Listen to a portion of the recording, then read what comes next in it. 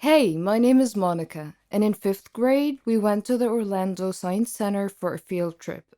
I was excited for multiple reasons. One, I was a huge science lover. Two, my teacher was an absolute bully whom I hated, and luckily could get away from for most of the day. She would make up lies and get me in trouble with my parents, and then smirk the next day when she saw bruises on me. But lastly, I had found out that the day before my crush and I were going to be in the same group of seven, guided by a parent known for not caring too much about what you do as long as you don't die. My crush Sam was absolutely beautiful. A sweet boy who was blessed well by puberty over the summer. His shoulders wide, his waist slim, his hair was a brilliant ginger shade, complemented by his jade green eyes and cute dark freckles, carefully painted across the bridge of his nose. He was quick on his feet and just as quick to make a joke. And let's be honest, who can resist a cute redhead, boy or girl? Not me. We get off the bus, and Sam and I immediately dive into the beauty that was the Orlando Science Center. I had no idea he was a fellow nerd. We were casual friends, enough not to make things awkward, but not enough to know much about each other. So discovering he adored science was great for me. I remember messing with pulley systems with him, venturing through the human body floor and making terrible puns along the way. He rubbed his hands along the giant ball of electricity on one floor and immediately rubbed it on my head to try and get my hair to stand on end. And I couldn't help but notice how his hands stayed on my collarbone a bit too long after. Lunch came and I looked at my stomach was fluttering the entirety of the trip and I could even fathom eating with how jittery it was. Mrs. Sargent, my bitch-ass teacher, demanded to know why I wasn't eating, and was unsatisfied by I'm not hungry. You won't get to leave the room until you eat something. Everything. The planetarium is next. You better eat if you want to go and see the movie, she sneered, and stuck to her words, forcing me to down the raisins, I hate them, and chocolate milk, I'm lactose intolerant, but finally I was freed, back to an excited Sam. Now, for anyone who does not know what a planetarium is, it's a giant dome-shaped theater. Imagine walking outside, looking up, and the sky was playing A Bug's Life or something. It was just like that. It was absolutely beautiful. This trip included a showing about the stars above, the constellations, light pollution, all the fun facts. Sam was a huge space lover, planned on working at NASA eventually, and succeeded last time I checked Facebook, and was entirely geeked out about this showing. I was inspired by his love for it and became excited as well. I simply wanted to watch him fawn over the showing. It's too cute when people do that. We found our seats and we were immediately plunged into a darkness I didn't even know was possible. I sat back in the uncomfortable chair, encased in the crazy spins and stomach-lurching turns as the show shot us through the cosmos. The narrator had a smooth, deep voice similar to the great Morgan Freeman himself. But it couldn't trump the soft squeaks my crush expelled as he whispered space facts to me, the cool tip of his nose touching my blushing cheek. He was so close, going on about black holes, tying it all off with an excited, "Isn't it amazing?" whispered in my ear. I mumbled an agreement, my stomach full of butterflies, threatening to burst through the show and disrupt everything. Was it too hot in there, or was it just me? I finally worked up the courage to look at Sam, noses touching. The scene around us lit with thousands of stars, gently illuminating his face, yet reflecting brilliantly in his eyes. After a moment he whispered, "I think it's beautiful." And I could tell he was not talking about the stars. He moved, millimeters being covered at a snail's pace closer to my mouth. This was going to be my first kiss, and I couldn't imagine a better scene as a kid. Just me, a cute boy, and a sky full of stars. I was so excited. I could feel nerves build up in my throat and the butterflies in my stomach. Wait, no, those were not nerves. Instead, I proceeded to retch, causing Sam to lean away before vomiting in his fucking lap. The heat, fluttering stomach, all the beginning of a stomach bug, which was given fuel when I ate lunch. I vomited in my crushed lap, guys. I honestly hope Sam doesn't remember me like ever. To those asking, I remember this in detail because not only was it so goddamn traumatic, but it was one of the best days of my life as well. It ignited a love for science for me, plus, who could forget an entire day you got to spend with your crush? And yeah, I stalked him on Facebook to see what he does now. Nothing too major, if I remember. He actually simply works at the NASA Visitor Center, helping hosting school trips and stuff, but he still sort of followed his dream. Oh my goodness, what have I done? I woke up beside a famous pop star, and do you know what the first thing that came into my mind? My best friend is going to kill me. I know you're probably wondering, so I'll just start telling the story. My name is Ella, and I'm a daycare teacher. I teach kids 4 to 5 years old, and I love my job.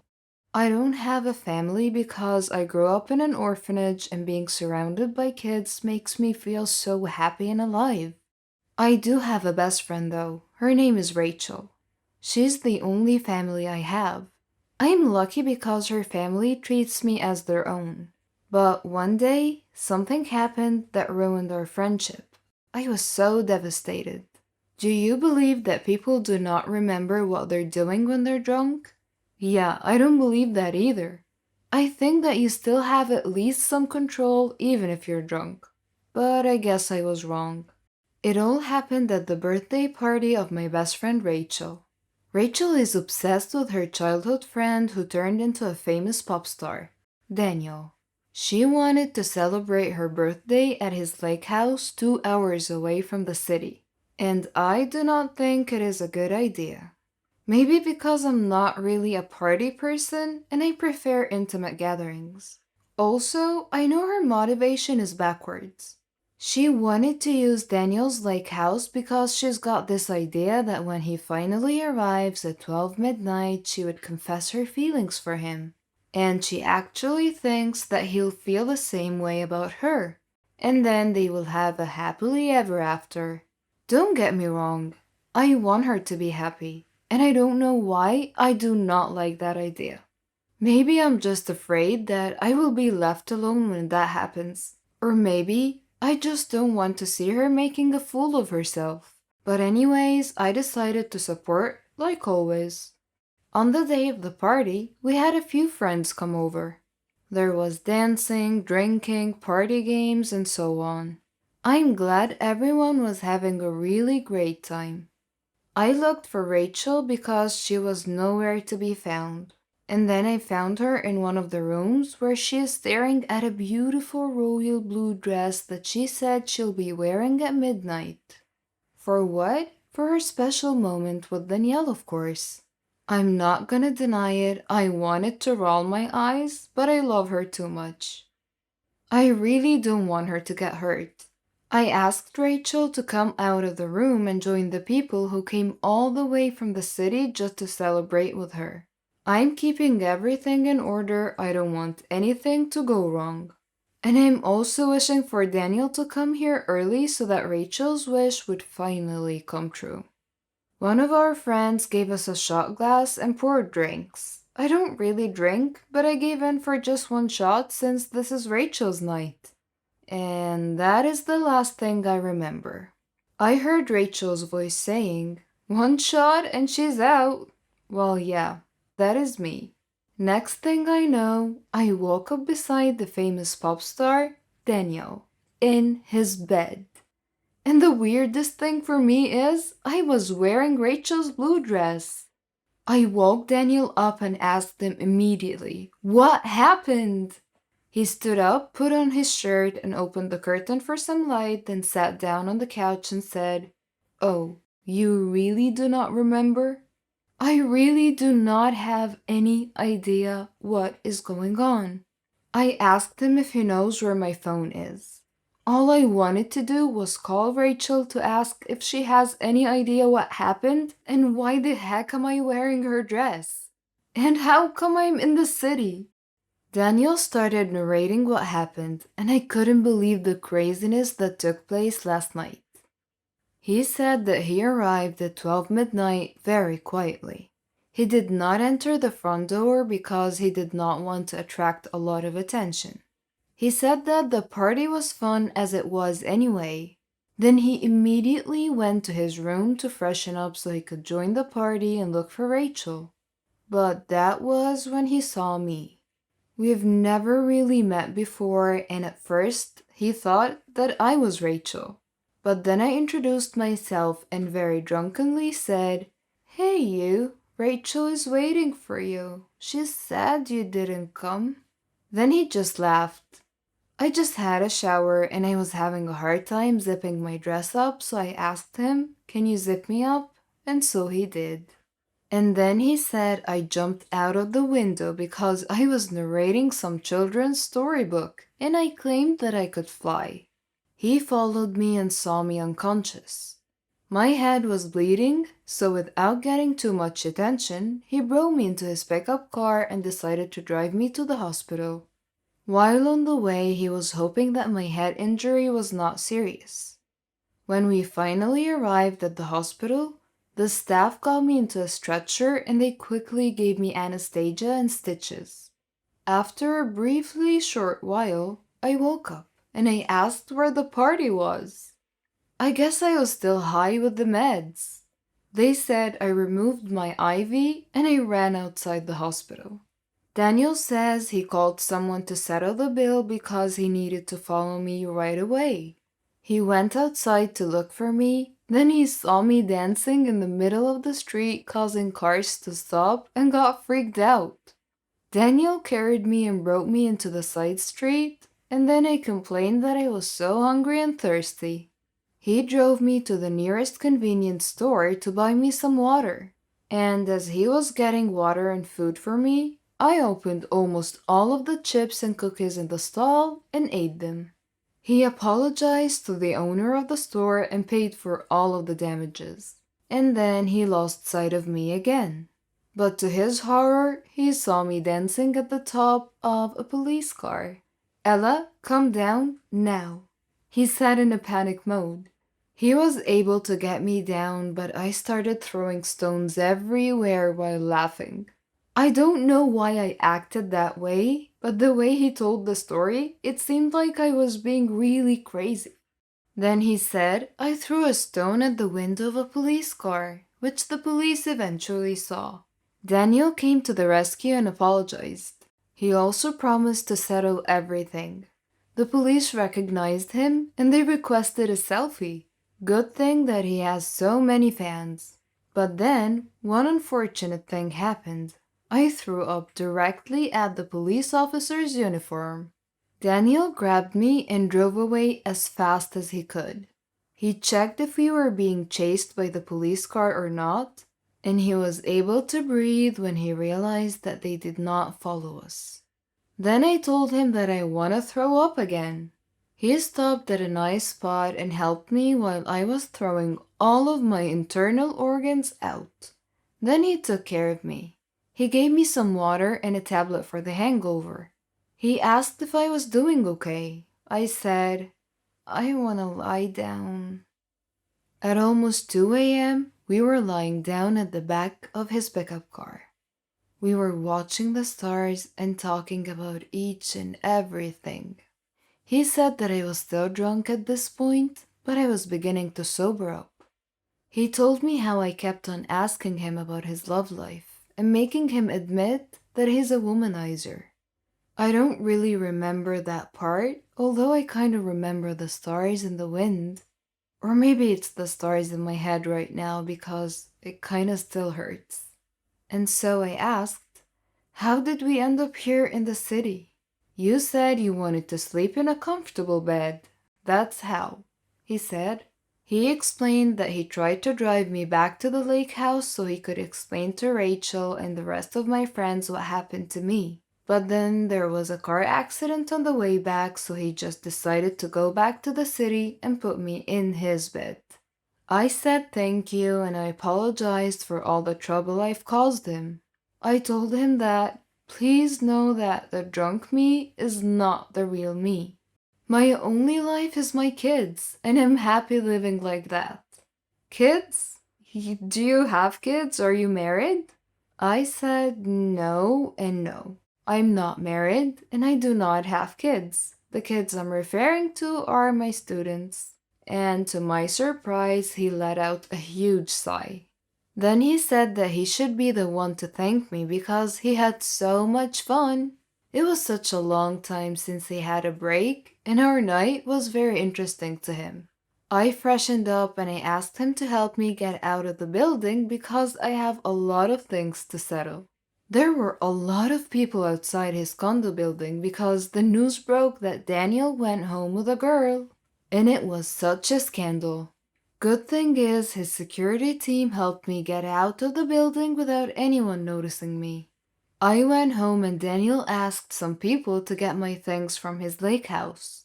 After a few hours, I got my phone back. I tried to call Rachel again and again, but she didn't answer. I tried to get some sleep, and then in the afternoon I tried to call Rachel again so I could tell her everything, but of course, she didn't answer. I requested to meet her at our favorite pizza place in a text. It broke my heart when I saw her crying when I told her everything. She was so mad at me. She said that I stole a lot of good moments that she dreamt of having with Danielle. And then she asked, "Why does it have to be you?" I'm sorry I was drunk and high on the meds. I didn't mean for any of this to happen. I asked her what happened when she left me in the room. Daniel told me his side of the story, but I don't really know what happened before he arrived. Rachel said she left me in the room because I said I would like to take a shower. I insisted to be left alone because no one was attending the guests. And that must be the time when Danielle saw me dressing up. I was so sad because he didn't come to my party. And I was looking for you because I needed someone to talk to, but you were nowhere to be found, she said. Now Rachel knows that he came, but he took the wrong princess. I apologized again and again, and I tried to make it clear that what happened was not my intention. But Rachel was really angry with me. She even told me, "I don't want to see your face again, you traitor!" She added, "I do not believe you cannot remember anything. I know you took advantage of the moment." "That is so not true," I yelled, but she already walked out. I went home sad. I lost my friend Rachel. She was my only family. I'm hoping that she would come to her senses and forgive me, but I know that would not be possible as of the moment at least. Monday came and an unknown number kept on calling me. When I answered, I was surprised that it was Danielle. "Whatever happens, do not go out today or even watch the news," he said. But I could not do that. I cannot skip school because my kids would miss me, and I would miss them for sure. Now that I don't have Rachel in my life, I definitely need the love of my students. I did not answer Daniel's calls when I arrived at school, though I wondered how he got my number. Well, I guess he's got connections. Or maybe he got it when his staff delivered my phone yesterday. I need to get out and proceed to have a normal day and forget about all the Daniel stuff right now. But then when I arrived at school, the principal asked to meet me before I proceeded with my class. And to my surprise, she was firing me. "You're not gonna be a great role model for the kids, I'm sorry," she said. She opened the news blog that she was watching, and some vlogger documented what happened that night with Daniel because, of course, he's got fans everywhere. It was already trending. It has everything from the moment I was in the hospital, my silliness at the convenience store, and the way I was dancing like a fool at the top of a police car. When we stopped so I could throw up, and even more. But I think people assumed that we were being naughty in the dark. And the finale was Danielle carrying me into his condo unit when I fell asleep in his car. Goodness, that was such a scandal. Tonight, I know Daniel is going to have a big concert, and this might affect him too. I have no family, so no one is going to be compromised with this situation. Good thing that Rachel is not connected to me right now, because her name might also be ruined. For a moment, I was so happy that I was in this crazy situation and not Rachel. I do not want her to be humiliated. Daniel made a big announcement on social media right before his concert. I went home and watched it. Please do not assume anything. The woman that I was with the other night is a great person, and I hope this world would accept her as the love of my life. Ella, if you're watching this, please, I beg you to forgive me for the trouble my world is causing you. That's what Daniel said on social media. It quickly went viral along with the clip of us being together. Good thing that no one knows where I live, or I would not be able to walk out of my house anytime. I decided that I should go to Daniel's concert. I watched from a distance and I texted him to meet me up at the rooftop of my condo unit so we could talk like two adults and iron things out. When he arrived, he smiled at me and it made me feel better on the inside. Well, his smile kinda calms me down. He said, "What I said was true. I fell for you that night, Ella." I do not know what to say to that, I answered. I told him that he knows nothing about me. I also let him know that I do not have a family, and the only family I have right now is angry with me. I also told him that I lost my job. The last thing I need at the moment is another complication, so if you really want to be part of my life right now, you will accept whatever I can offer, and right now, that is friendship. Daniel agreed to be in my life on my conditions. He even helped me rebuild my life. Even if Daniel was busy, he always made sure that he's got time for me. He also tried to help me patch things up with Rachel, but she still has not forgiven me. Her family has also turned its back on me, but to be honest, I understand. Few weeks later, Daniel built a foundation for homeless kids because he would like to share his blessings. He made me the project manager and I was so happy to finally have a purpose again. I enjoyed helping kids and it felt like I have a big family. I also appreciate the effort of Daniel because no matter how busy he was, he always made sure he had time to visit the foundation. Another year has passed and Daniel never left my side, although our relationship was never clear to him. With his world, I know he's got a lot of temptations around him, but he always says he's only got his eyes fixed on me. I'm willing to wait, he always says. One day he surprised me with a gift that made me fall for him even more. He said that he asked some people to start a project of building a daycare center. He said that this is his gift for me and that I don't need to pay him anything back. As of the moment, I have a lot of students and it's making my heart smile. I am so glad that my life is right on track. A year has passed and I found myself missing Rachel so much. I hope by this time she has already forgiven me. Then I saw my email and there was a wedding invitation. Oh my god, Rachel is getting married, I told Daniel. I told him that she's inviting us to her wedding, so that must be a good thing. That night, Rachel called me and invited me to her bachelorette party. Daniel said, "Careful with the alcohol, do not drink," he jokingly said. The bachelorette party was very decent. We were able to talk and she said she found someone after what happened with Daniel. She realized that she was obsessing over Daniel too much that she forgot to have a life and meet other people. And now she met the love of her life and she's getting married next week. She asked me to be her maid of honor, and I said, I hope it's not yet too late. Of course, I said yes, and she showed me the dress, and it really looked beautiful. She also asked for forgiveness because I should have been more forgiving. I now understand that you did not plan any of it, she said. She also said that if that did not happen, then she wouldn't have met her husband to be. I'm so happy for Rachel. She's finally gonna have her happily ever after. On the day of the wedding, I had Daniel as my date. He gladly offered to sing at the wedding reception. When the other band was playing, he asked me to dance with him. And then he asked me $1 million question. Ella, will you be my girlfriend? He asked. If I say yes, will you get me a drink? I jokingly said. We laughed so hard, and then we shared a tight hug. Don't we all feel special sometimes?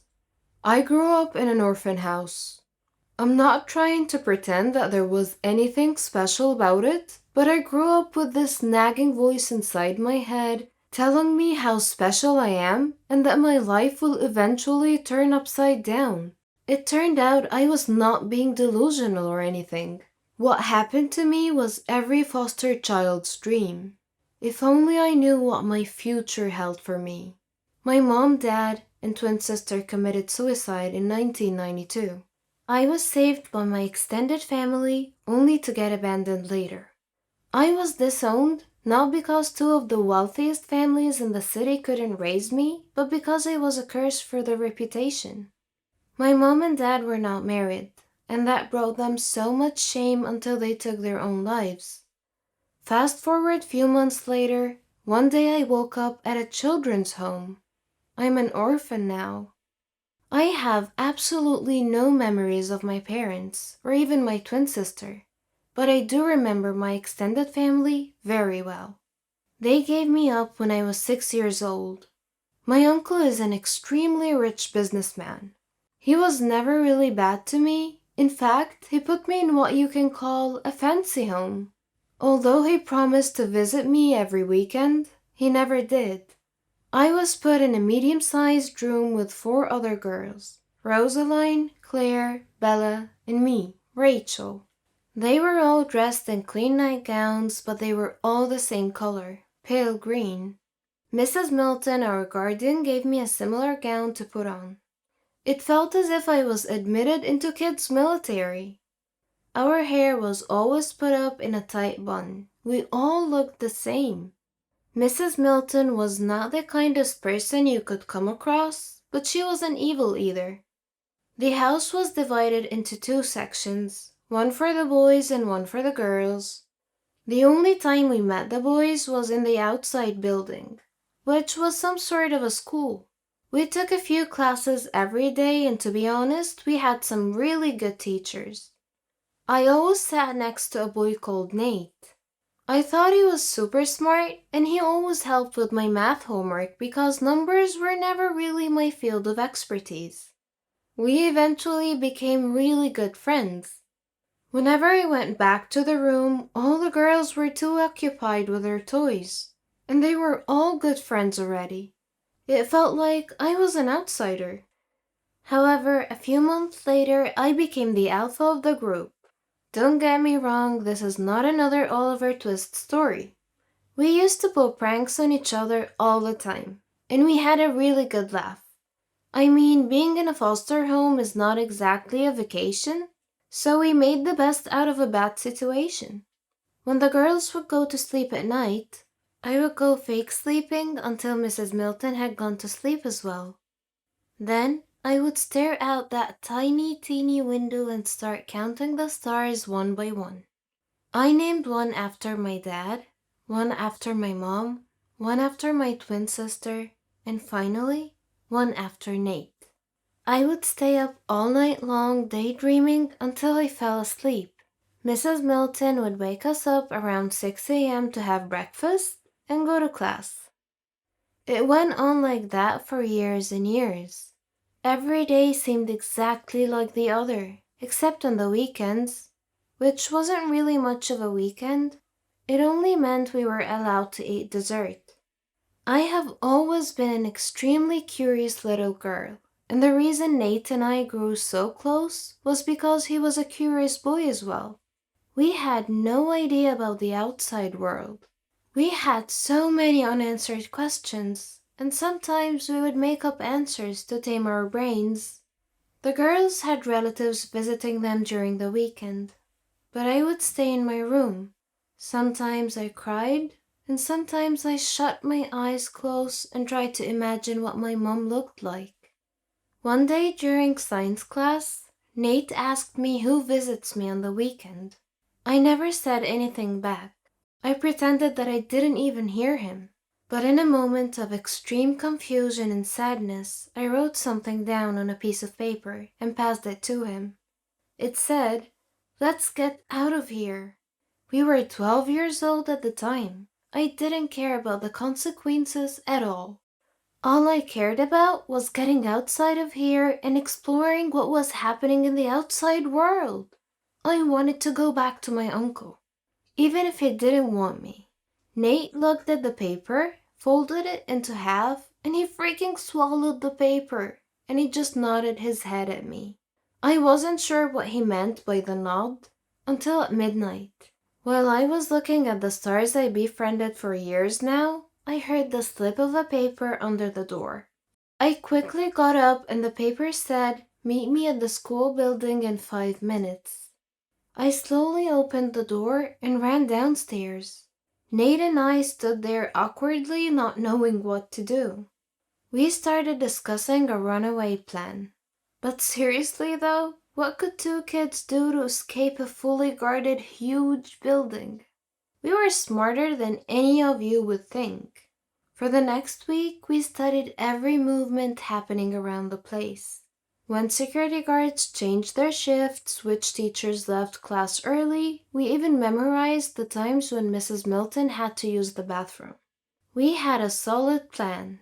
At the end of the week, on Friday, we had history class, and the teacher always left a few minutes early. At the same exact time, security guards changed their shifts, and Mrs. Milton took about 3 to 4 minutes to come downstairs and walk us back to our rooms. That was it. That was the moment I have been looking for all along. We passed by the guards back and we ran and ran like there was no tomorrow. After a few blocks, we were out of breath. We were two kids dressed exactly alike with no money and no place to go. But we couldn't stop, not after we finally did it. We kept on walking and walking until it was night. I looked up at the sky and I could not believe my eyes. The sky had endless stars. I let my hair down and got rid of that stupid bun I've had for years. I decided that Nate and I could go into a shop and ask for a suitable job that could offer us a place to live and food. Yes, I was that smart, and I still am. So we went into a grocery store owned by an old lady. We told her our story, and what she said back was, "I need to call the police." And so we begged and cried and cried and begged, and the lady had a big heart. She offered us some sandwiches and said we could help deliver groceries around the block. We immediately agreed. Nate and I had to sleep on a blanket inside the store every night. It was not a great situation, but we loved that sense of freedom. We felt like we were hero kids with superpowers. We stayed with the old lady for what seemed like a year. If you haven't guessed it by now, I was in love with Nate. I had our wedding planned inside my head, and although he never said anything back, I knew he loved me even more. One day we heard that old lady talking to an officer who was looking for two lost kids. We grabbed all the cash we could and ran through the back door. I know it's inconsiderate to rob the woman who provided for us, but there was no other way. We quickly stopped the cab and asked the driver to drive as far as possible. He gave us a weird look, but when we showed him the money, he started driving. At this point, Nate held my hand for the first time ever, and he said, "We'll be okay." I felt my heart melt to the ground, but traffic noise brought me back to my senses. The cab driver was driving funny, but none of us was really familiar with driving, so we never really paid much attention. I looked at Nate and he said, "We need to find my uncle. He's rich, he can help. You can hide in my room. Or he can even adopt us, I don't know." My voice was shaky. Nate replied and said, "Hey, calm down. I promise we're going to be fine. Rachel, we have each other. This is all that matters. And I will help you find your uncle." I didn't hear the rest of his words. I woke up in a hospital bed. I screamed at the top of my lungs. A nurse came in and I said, "Who are you? Why am I here? I need to leave right now. Where's Nate?" The nurse gave me a pill and some water. She said, "Calm down. You'll be fine. Your friend is fine.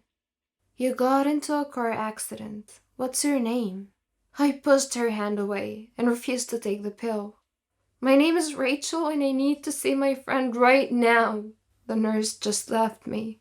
Then an officer came in. He started asking questions and I kept asking to see Nate. I never answered any of his questions. I asked him to call the nurse again and she came back. I asked her to help me sit straight because I could barely feel my legs.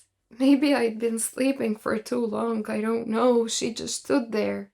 I looked down and I didn't have legs. What happened?" I asked. "The accident happened, Rachel," the nurse replied. "Now I'm a crippled orphan?" No, that couldn't be true. I'm not sure why, but I was super calm, and I asked, "What happened to my friend?" "He is okay. Where are your parents?" I stared up at the white ceiling and never said anything back. I don't know how, but it was suddenly next day morning and the officer woke me up. I told him the whole story, and I described my uncle and his business name. I needed all the help I could get, but no one was telling me anything about Nate.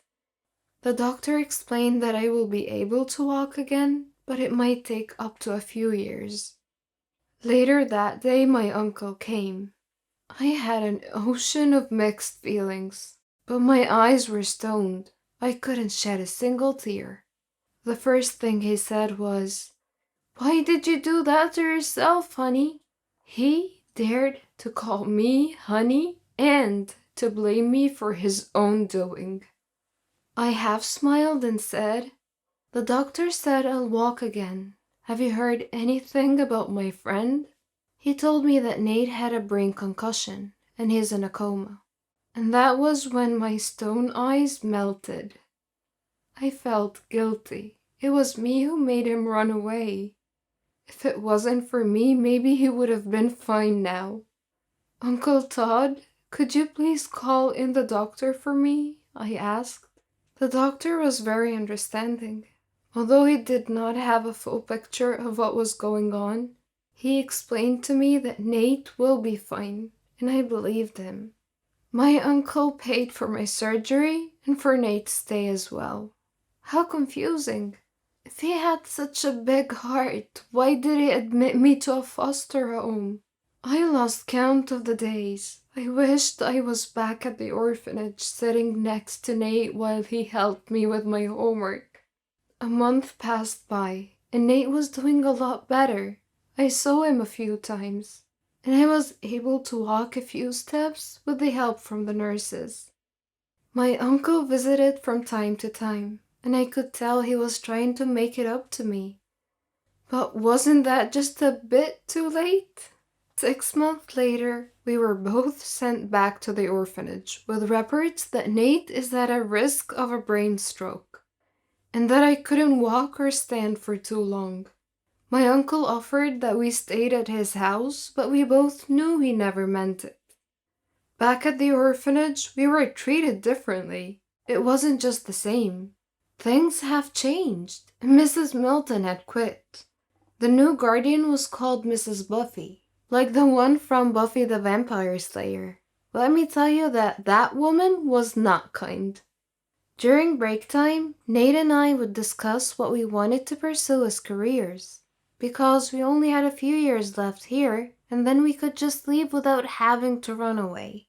Nate wanted to become a programmer. The guy was a true genius, and he wasn't so sure of what I wanted. But if you guys still remember the beginning of my story, I knew I was destined for something special. Mrs. Buffy caught us exchanging love letters, and Nate and I were forbidden from sitting next to each other in class. Well, except during history class, because the teacher didn't really care much about anything. We were also expert sneakers by now, so we managed to steal a kiss every now and then. Things were starting to get better. I could walk better, and Nate could talk better, because he had a problem with stuttering. A year passed by, and we were about to leave the orphanage and go to college in less than 6 months. One day during break, Nate started throwing up. Mrs. Buffy refused to even call a doctor. The next morning he couldn't speak at all in class, and he started throwing up again and again. I ran up to Mrs. Buffy to take him to the hospital, and she replied, "We can't afford hospital, Rachel," and looked the other way. "Call my uncle right now," I screamed at her. "Fine," she said in a very careless voice. My uncle came, and Mrs. freaking Buffy refused that I go with them. And so my uncle took Nate to the hospital. After 4 hours, my uncle came back, and without my consent, he demanded I leave and go home with him. I was so concerned and just went with him. I kept on asking questions, and he said nothing back. He parked in front of his mansion, and he said, "They tried their best at the hospital. I'm so sorry." And he hugged me for the first time ever. I pushed him back, and he said, "What does that mean? Do you mean that Nate is gone?" And then my uncle started crying. He invited me to go inside, but I refused. No, no way. Nate couldn't just leave me like that. I walked away. I sat on the pavement recalling all the memories we had together. I looked at my artificial legs and kicked them so hard, but I didn't feel a thing. I lived with my uncle for a year, on the condition that I will pay rent until I could move out. What if Mrs. freaking Buffy had called the doctor? Wouldn't Nate be here right now? I had nightmares about killing her every single night. I got a part-time job as a teacher. I paid my rent and saved the rest for college. I finally knew what I wanted to study. I wanted to study journalism. I worked day and night until I could afford college. I sent hate letters to Miss Buffy every now and then. As soon as I graduated, I landed a 1 in a million job. I worked for the biggest newspaper in town. I moved out from my uncle's, but we are on good terms. 2 years later, I went back to the orphanage, only to find out that another kid had died due to lack of responsibility. Although Mrs. Buffy was old and even grumpier now, it didn't stop me from getting back at her. I wrote every detail of Nate's story and submitted it to my boss. He never even knew I grew up in an orphanage. The story went viral. I was even interviewed to share more details on television. Finally, Mrs. Buffy went to prison after a long trial. Oh, I could almost hear Nate smile in heaven right now. I may not have legs, and I may get bullied every now and then, but I have Nate living inside my heart. After things went viral on social media, I was able to get enough donations to open my own foster home in Nate's name, and to forever honor his name. See? I told you, I was destined for something extra special. I love going to the gym, but I remember one particular traumatic moment when I was in high school that made me stop going to my favorite gym. One morning, not even a couple of minutes after arriving at the gym, I was approached by two policemen. The gym attendant said these police guys have been waiting for me for a couple of hours. All my gym friends saw what happened.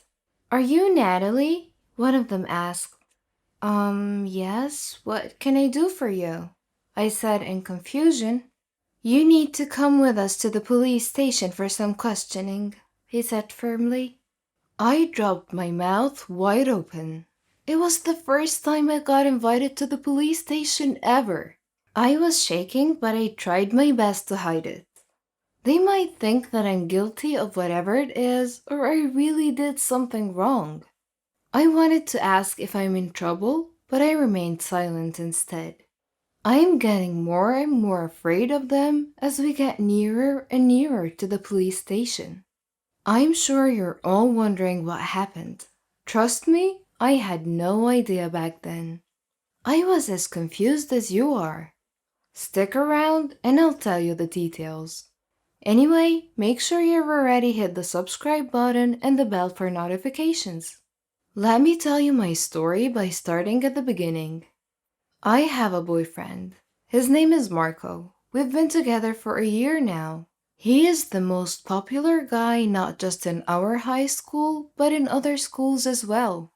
And he's so popular because of how good he is at playing basketball.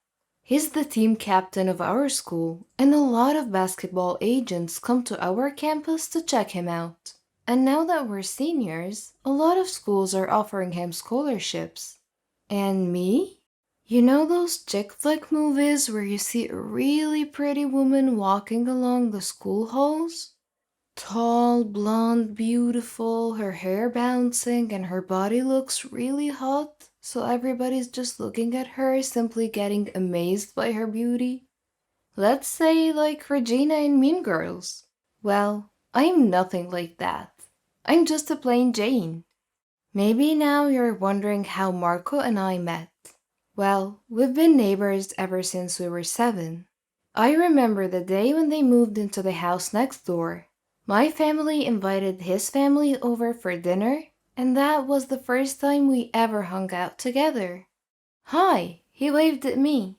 I tried to say hi back, but I couldn't get my silly shy self to speak, so I just waved at him. After dinner, they went back to their house because his mother said they still need to unpack their things. I went to my room and opened the window for some air, and to my surprise, I saw Marco. He looked at me and smiled. Our bedroom windows faced each other. That's when we started to get really close. We would talk till the wee hours of the night and no one would really notice. It is safe to say that Marco and I started as friends, but just last year, he confessed his feelings for me. And to be honest, I feel the same way about him. And so we started dating. Secretly, though.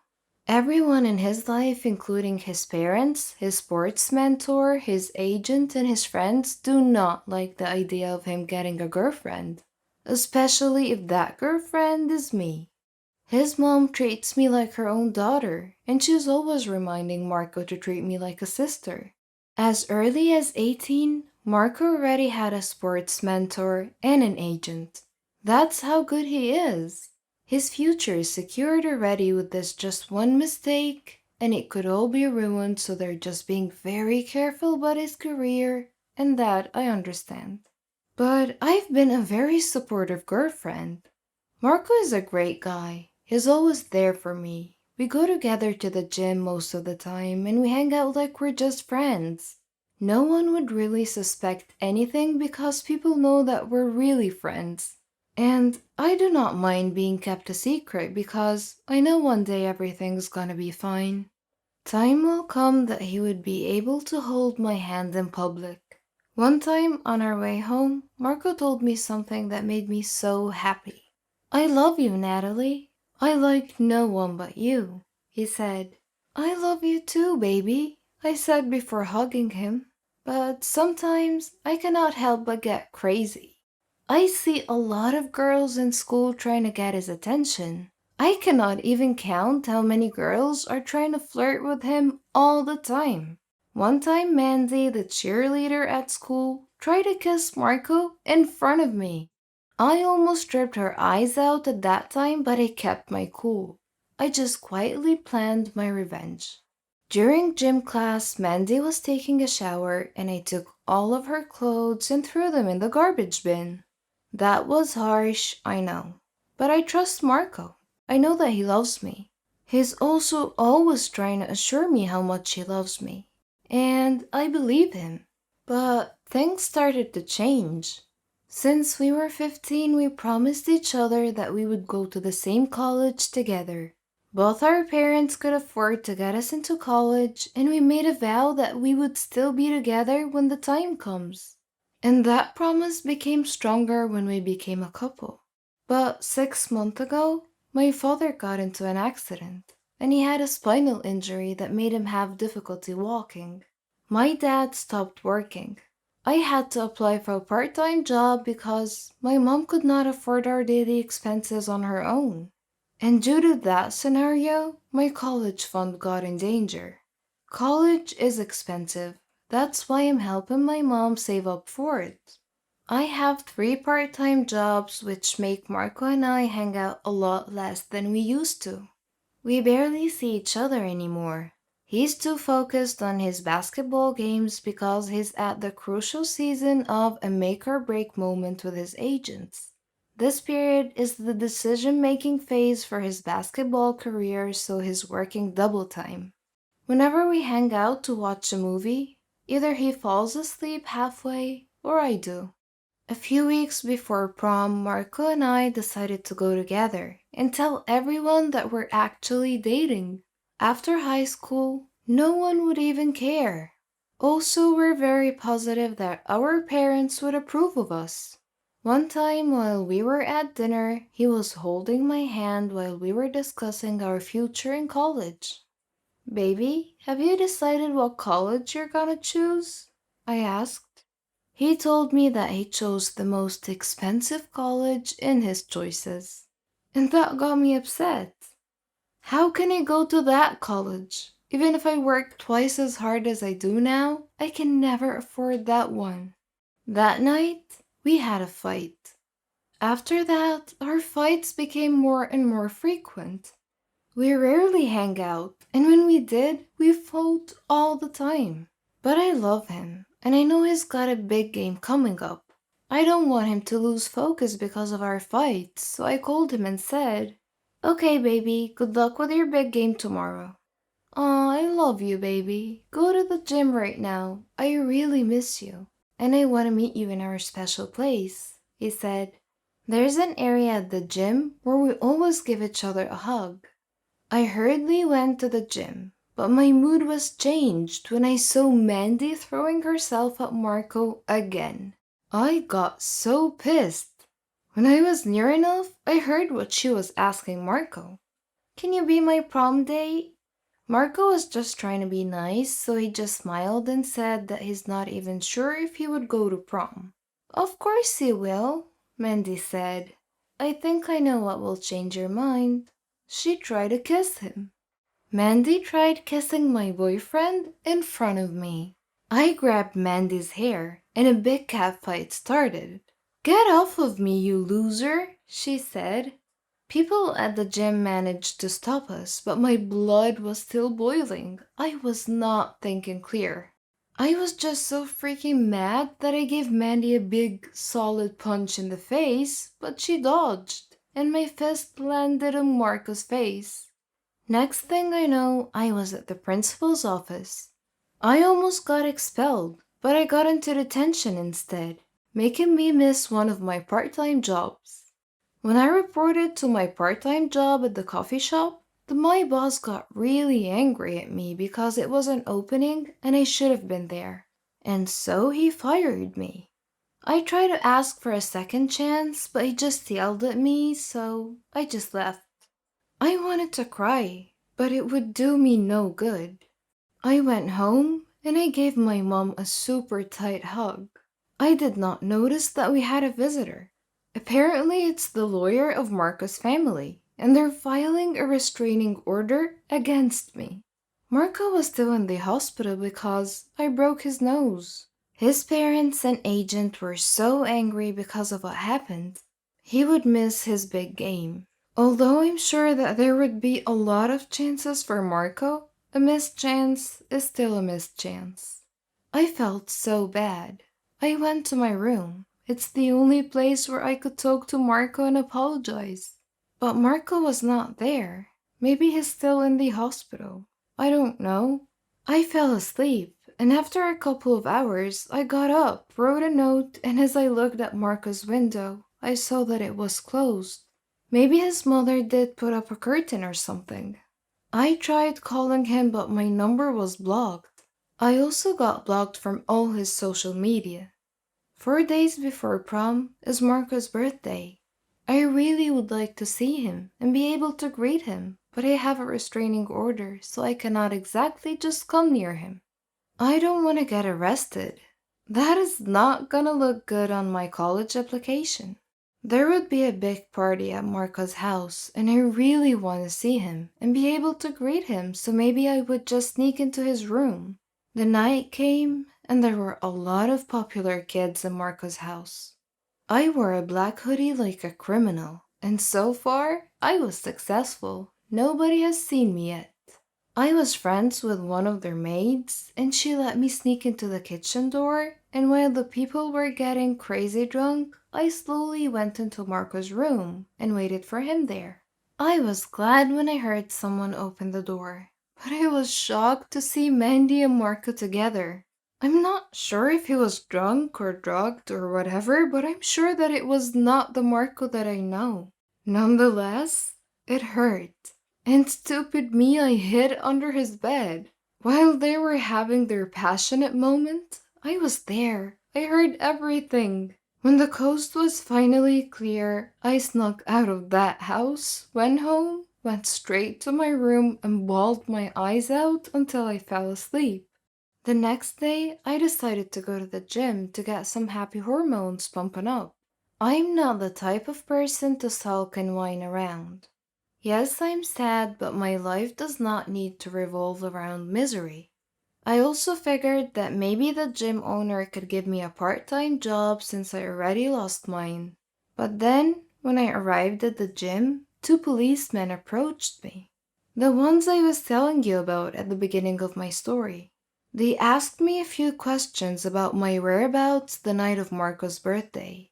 But I refused to answer because I knew I could get arrested for violating my restraining order. I would like to answer when my lawyer is present, I said. The next day, my mother accompanied me with my cousin, who's a lawyer, and she helped me answer the questions where it would not compromise any legal issues whatsoever. I started wondering why I feel like they're making too much of a big deal out of this restraining order. But then I was struck to my very core to find out that Mandy was dead. Her body was found lifeless floating on the surface of Marco's pool. The mental images of Marco and Mandy together kept flashing through my head, so I unconsciously yelled, "Stop!" My lawyer said that they consider me as one of the suspects because few people, including the maid, testified that they saw me sneak into Marco's room that night despite the restraining order. But I didn't do anything, I swear. They advised me to stay inside our house and not go anywhere, even at school, as long as the case has not been sorted out. A few hours later, I was in my room, and I saw Marco opening his curtain, and he was signaling to me as if asking for help. Then I heard 3 gunshots. I saw blood on his window.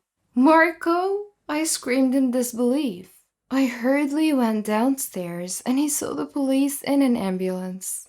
I asked my mom what happened, but she was speechless about the scenario. I went outside, and my mom was not able to stop me. I ran inside Marco's house where his parents saw me. The police tried to stop me, but his parents signaled to the police that it was okay. I tried to go into Marco's room. The moment he saw me, he gave me the biggest and tightest hug ever. I saw his agent dead, and the police carrying the body away from Marco's room. Marco was shaking. I waited for a couple of hours before we could talk. We were having coffee, both covered in blankets, outside at their porch, and he started telling me what happened. "Listen, I'm really sorry that I got with Mandy. I was drugged," he said. He told me that he figured out his agent was a double agent. That man was just trying to ruin his career because he's actually the agent and the father of the basketball superstar of our rival school. His agent accidentally killed Mandy when she did not agree with the plan of blackmailing Marco with his private pictures. Mandy destroyed her phone where the scandal was, and the agent started strangling Mandy till they fell into the pool. She didn't know how to swim, and the agent just left her there to drown. I felt so bad about what happened to Mandy. But on the bright side, the agent paid with his own life. Marco figured it all out because he would not let me go to jail. When the agent knew that Marco already knew the truth, he pulled out a gun. But Marco was able to alert his parents to call the police. Marco also explained to his parents that I'm his girlfriend and not a crazy stalker. We're just hiding it because we don't want anyone to get upset given what's at stake about his career. His mother apologized to me and asked if we could leave the past behind. And all I said back was, of course. The following night, we all had dinner together. Marco's family, my family, just like old times. And they officially accepted me as his girlfriend. Also, they've legally lifted the restraining order. Prom night came. Marco and I had the time of our lives. He introduced me to his friends and teammates as his girlfriend, and that made me so happy. We danced all night and made sure that we created great last high school memories. We ended the night passionately. Well, you know what happens during prom nights. And I do not have a single regret about giving it to Marco. The next day, we went to our favorite coffee shop, and we had a long talk. We decided to break up. He obviously had a great future in basketball waiting for him, and he does not need me to slow him down. Someday, if we're really meant to be together, I'm sure love will find its way to bring us back together. But for now, let's be realistic. I do not have enough money yet for college, so I decided to sit it out for a year while I'm working hard for my tuition fee. Marco goes to an Ivy League school where his basketball career got so much stronger. Don't worry, we're still friends. We always see each other during Thanksgiving and other family occasions. Last year, I even met his new girlfriend when he brought her home for spring break. It kind of broke my heart, but I'm good now. When Marco and I broke up, I realized how much I sacrificed for his career and his future. And it was as if mine did not equally matter. When I asked myself what I want to become and which course I should be taking, I did not know the answer. So I focused on myself until I figured out that I wanted to become a lawyer. I wanted to help someone like me someday and prove that someone is indeed innocent. It's been a couple of years since Marco and I broke up, and it's the best decision for both of us. Right now, I am building my future at the university I've chosen, away from Marco's shadow. I also became a member of Alpha Kappa, the most popular sorority at the campus, and I'm making the most out of college, just like I wanted to. Hi, my name is Selena. I'm 19 years old, and I'm just crazy about basketball. I follow all the sports news, the star players, and the league statistics. I know the names of all the famous players around the world. My friends were amused by this because their interests ran more towards makeup, fashion, singers, and movie stars. I thought those girl things were just outright vain, shallow, frivolous, and downright silly to tell the truth. The college's basketball team coach was forced to take leave due to a chronic illness, leaving the team without a coach. Due to my high school reputation and widely recognized basketball expertise, I was asked if I wanted to serve as the basketball team's temporary coach. I had always dreamed of someday becoming a coach for a famous basketball team, so I jumped at the opportunity. School leagues presented opportunities for players to show what they've got and maybe get scouted by a professional league team. It was also my chance to start as a college basketball coach. By studying the opposing team's previous games, I analyzed their strategies and learned their strengths and weaknesses. I was able to excel and drive my team to an undefeated streak of winnings. We won the college league championship. I was selected to train a team in a professional league with another famous coach. It was an incredible opportunity for me to up my game a notch. During this time, I met an opposing team's coach named Jacob, who was something of a genius when it came to winning basketball strategies.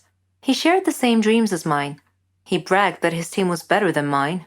Well, I couldn't ignore the gauntlet he threw at my feet, so I challenged him to a game. My team against his, in the upcoming season, and may the best team win. If my team won, he would acknowledge me as a superior coach, and vice versa. The season began, and both our teams began beating all our opponents. I used these victories to hone my coaching skills to the next level. Both our teams were undefeated until the day we were to face each other in a championship game. The game began, and both teams played hard. We stayed closely matched the entire game. In the final few seconds of play, one of their players got past our defense. He scored a buzzer beat. I was crushed and began to cry, but my team's fans in the stadium broke into a loud applause. They began chanting my name, acknowledging that I have given them a great competitive, entertaining game. Jacob came over to me. I figured he came to gloat, but instead, he got down on one knee and presented me with an engagement ring. I was in shock. The stadium cheered even louder. I may have lost the game that day, but for some reason, I felt like a winner. Let me be honest with you guys. I'm not a fan of first dates. I've only had a couple of good first dates, others are plain disasters. However, from time to time, I like to get on Tinder and swipe between pictures. Tinder dates always turn into funny stories, sometimes even spooky ones. My guy best friend Ryan and I decided to go on a few Tinder dates just for the fun of it. Before we went out, we would always agree on a safe word, and that word was hot dog. A text saying, "Hey, can you pick up some hot dogs on the way?" Or something along those lines basically meant, "Can you call me and pretend there's an emergency so I can get out of this situation without being rude?" We had a lot of safe words meaning different things, and had an unspoken rule that every time we were on a date, we would let the other person know. I met this guy called Brandon on the application. We had a few good chats and decided to go out for brunch. I called Ryan and I let him know that I'll be having brunch with this Brandon guy. I'm not a supermodel, but I'm a bit too picky when it comes to first date outfits. I dived into my closet and decided to wear a bright pink off-shoulders blouse and a tiny little white skirt. And of course, my signature mermaid hue high heels. Brandon texted me saying he knows of a nice Italian restaurant. Despite the fact that we were going out for brunch, I somehow agreed to Italian. The guy comes to pick me up for our brunch date. He looks nice with lots of black on. He says he needs to make a stop along the way. I couldn't really seem to disagree. I mean, he clearly forgot to buy me flowers. So I say it's fine and he can make a stop along the way. He pulls up to a gravesite and I see people and I'm like, okay, maybe he's picking something up from someone, or maybe he works here and needs to do something. What was really going through my mind though is what the heck is he doing and why is he bringing me to a gravesite on a first date? I just waited in the car, especially since there's mourning people nearby and I'm wearing a bright pink outfit. He gets out of the car and opens up the passenger side door. I tell him something along the lines of, "I don't want to draw attention to myself and I'll just wait here." And he says something along the lines of, "Don't worry, you look great. They will love you." Despite my pink outfit and my high heels, Brandon was very well built. He was very tall and had broad shoulders. One could easily tell that he is into martial arts. So I wasn't very worried about my safety. However, I was really worried about his mental health. I'm not even kidding. I was so very curious about what on earth were we doing there at 10 a.m. on a first date. And who is they, as in, they love you. Okay, so the next part is a bit hard to define whether it was creepy, surreal, or a prank show. It was his mother's funeral. I stood next to a group of weeping people watching as my date's mother was lowered into the ground. Needless to say, it was really, really awkward, especially since he kept trying to hold my hand and nuzzle me for comfort. It's a first date, for God's sake. I waited for the service to be over, as I didn't want to be rude to the grieving people or to the dead woman. And then I texted Ryan, hot dog. So Ryan called me and pretended to be my landlord and told me that my apartment was flooded. I quickly apologized to Brandon and called an Uber. While I was waiting for my Uber to arrive, Brandon kept on holding my hand and literally begging me to stay a little bit longer. He also said we could still go out for brunch, but I politely said we could reschedule for another time. I think his cousins or something were standing too close. He told them that we've been dating for a few weeks and they should talk me into staying. I was so glad that my Uber finally arrived. I hopped inside the car like a freaking ninja. I called Ryan and asked him to come over. We stayed together, and honestly, I've never laughed as much as Ryan made me laugh that night. And guess what? Ryan and I realized we were actually in love a few weeks later. We gave up online dating and we've been together ever since. There are different kinds of pranks. Some are funny, some are boring, and some have serious consequences. My small innocent prank turned into a horror movie. Let me tell you why. My name is Anita, and I'm 14 years old. I live with my parents and my brother Victor. Victor is 3 years younger than me. We are also close friends. I love reading, writing stories, and most of all, playing pranks on people. I just love to do it. Victor was the cowardly sort, afraid of his own shadow, so I always played pranks on him. His terrified reactions always made me laugh. Whenever he would try to play a prank on me in retaliation, though, I would always see through it immediately. My parents used to spend Halloween at my aunt's house. So, one day, I decided to scare him by dressing up like a ghost and hiding in his closet. When he came home and called for me, I didn't reply. He entered his room and opened his closet to hang his coat, only to be confronted by me jumping out and screaming boo in his face. He leapt backwards, wide-eyed and terrified. He screamed like a girl. I was rolling on the floor, laughing. If he wasn't such a coward, I wouldn't have had any fun at home. One day, he joked, your pranks are going to be the death of me. When he turned 17, Victor received a scholarship to the state university. I saw him off with tears in my eyes, hugged him, and gave him a present marked "Don't open until you arrive at your dormitory." Shortly after he arrived, he video called. He had blue powder all over his face and looked hilarious. He said, "Very funny, ha ha ha. You have to stop these pranks, sis. We're too old for this stuff now." Oh, how I missed him. I laughed. With him gone, everything was so boring. When October came and Halloween was only a few days away, the doorbell rang, and I opened the door to find a letter lying on our doorstep. I opened it and found a picture of Victor. His face had been beaten black and blue. He looked horrible. I opened the letter and read, "Victor got involved in drug dealing and now owes us a lot of money. If you don't pay off his debt as soon as possible, we will kill him, and you too. Do not call the police, or he will only die sooner." Panicked, I called the thug's phone number, written at the end of the letter, but there was no answer. Victor was such a sweet and innocent guy. I couldn't believe he had gotten himself involved in drug dealing. I thought of calling my parents, but I decided not to, because they would definitely call the police. So I spent the next 2 days thinking. Then, the home phone rang, and I felt my heart sink to my feet. I slowly picked up the receiver. "Do you have the money?" the caller asked in a cold voice. "I need more time. I don't have that much money," I pleaded. The voice replied, "You seem to think we are joking. Okay, the next photo we send you will be that of your brother's dead body. He said that. Then he hung up the phone.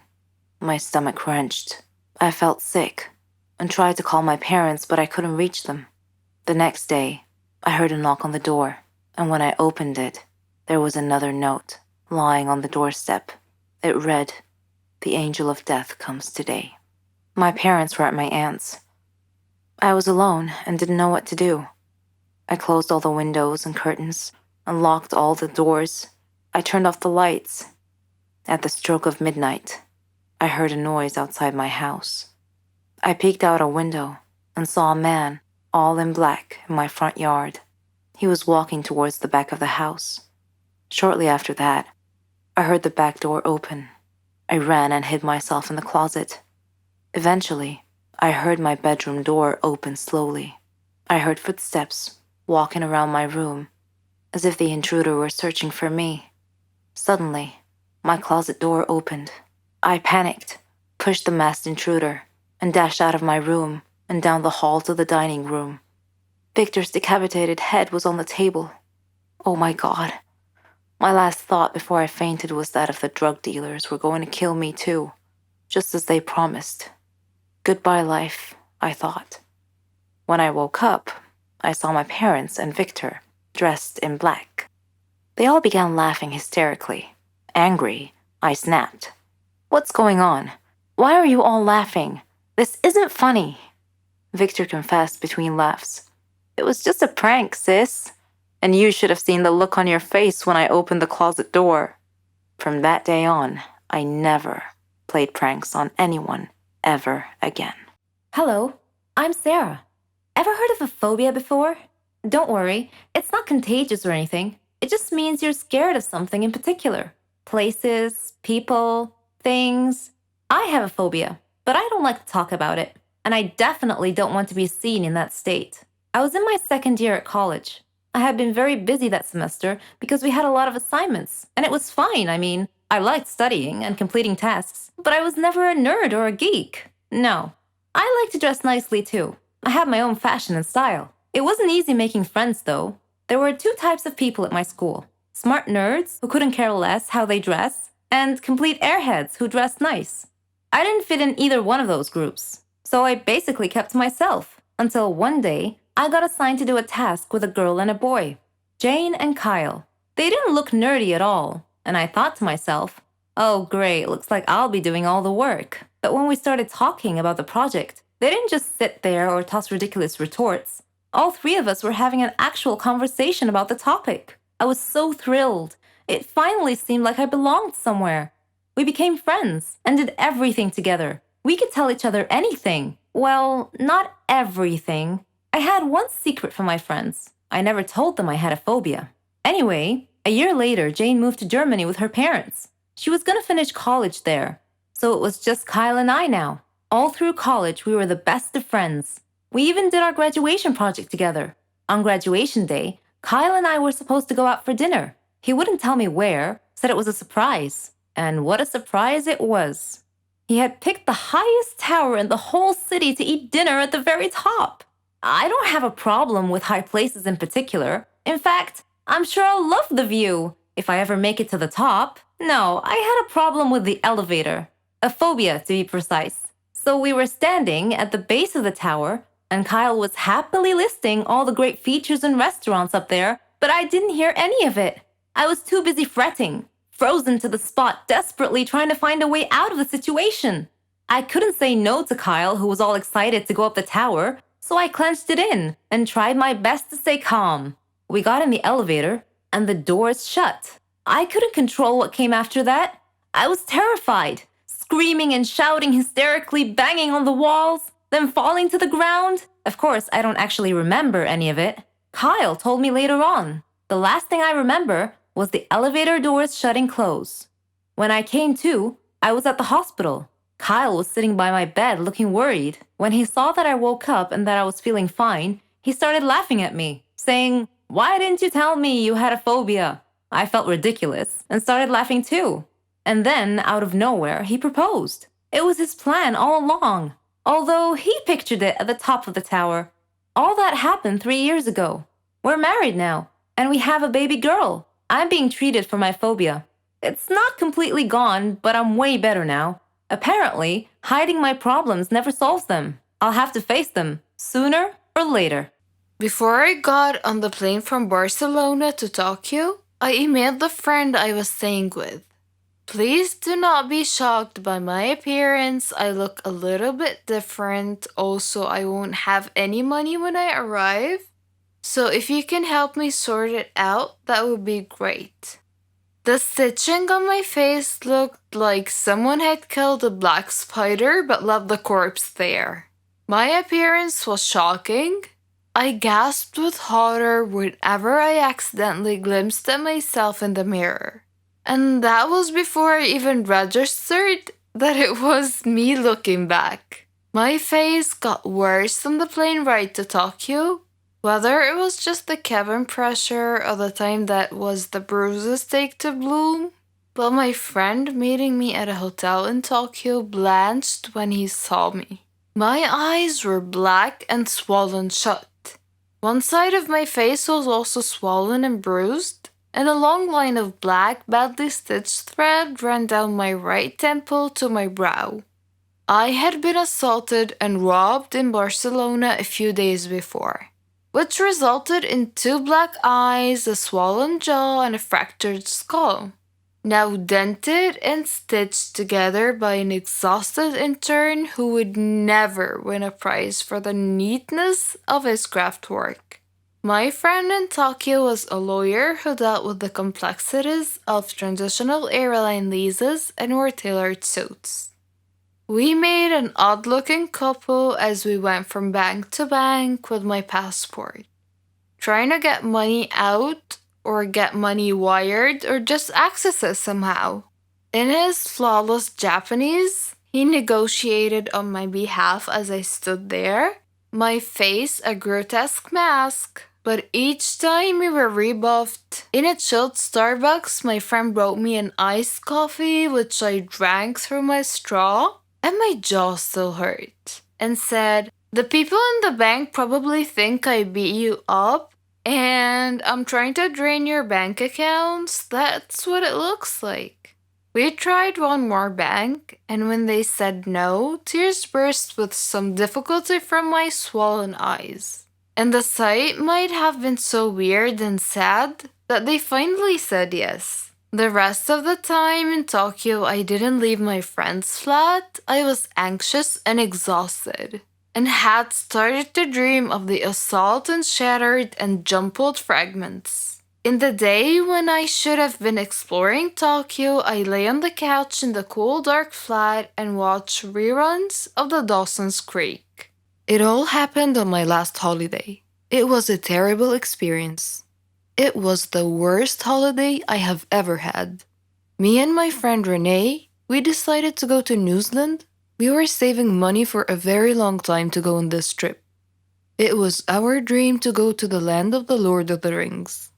We had made reservations for flight at the end of July, and from that moment on, everything went wrong. It turned out that the flight was reserved for only one person, simply because a woman at the travel agency didn't understand us very well. I managed to reserve a flight, but a different one, so we couldn't go together. But I thought that it was not a big deal. My friend flew a few hours after me. I was going first. When I arrived at the airport, I was very happy because that meant that my holiday has just started and that nothing else could happen. And I was mistaken. When the hour of my flight was coming, I queued up to the custom clearance. My passport was right, and the next thing I had to do was to go through the metal detector. When I was passing through, it started to beep. I was so scared. I was taken aside immediately, and I felt like a thief. It was terrible. The custom officer had taken me to another room and she told me to undress. I tried to explain that I had a belly ring and maybe it was the cause of the beeping, but she didn't want to listen. I had to undress. They took my clothes somewhere else and I was standing alone in the middle of the room. I was shocked and stressed. The woman came back after about 5 minutes, which seemed to be ages for me. She gave me back my clothes, but I was not allowed to put them on. She checked me one more time with a small metal detector, which was obviously beeping in front of my belly ring. Of course, the custom officials went through all of my things, but they didn't find anything. I was late for my flight, so I had to wait for another one. My friend was supposed to meet me at the airport, and it was me who should be waiting for her.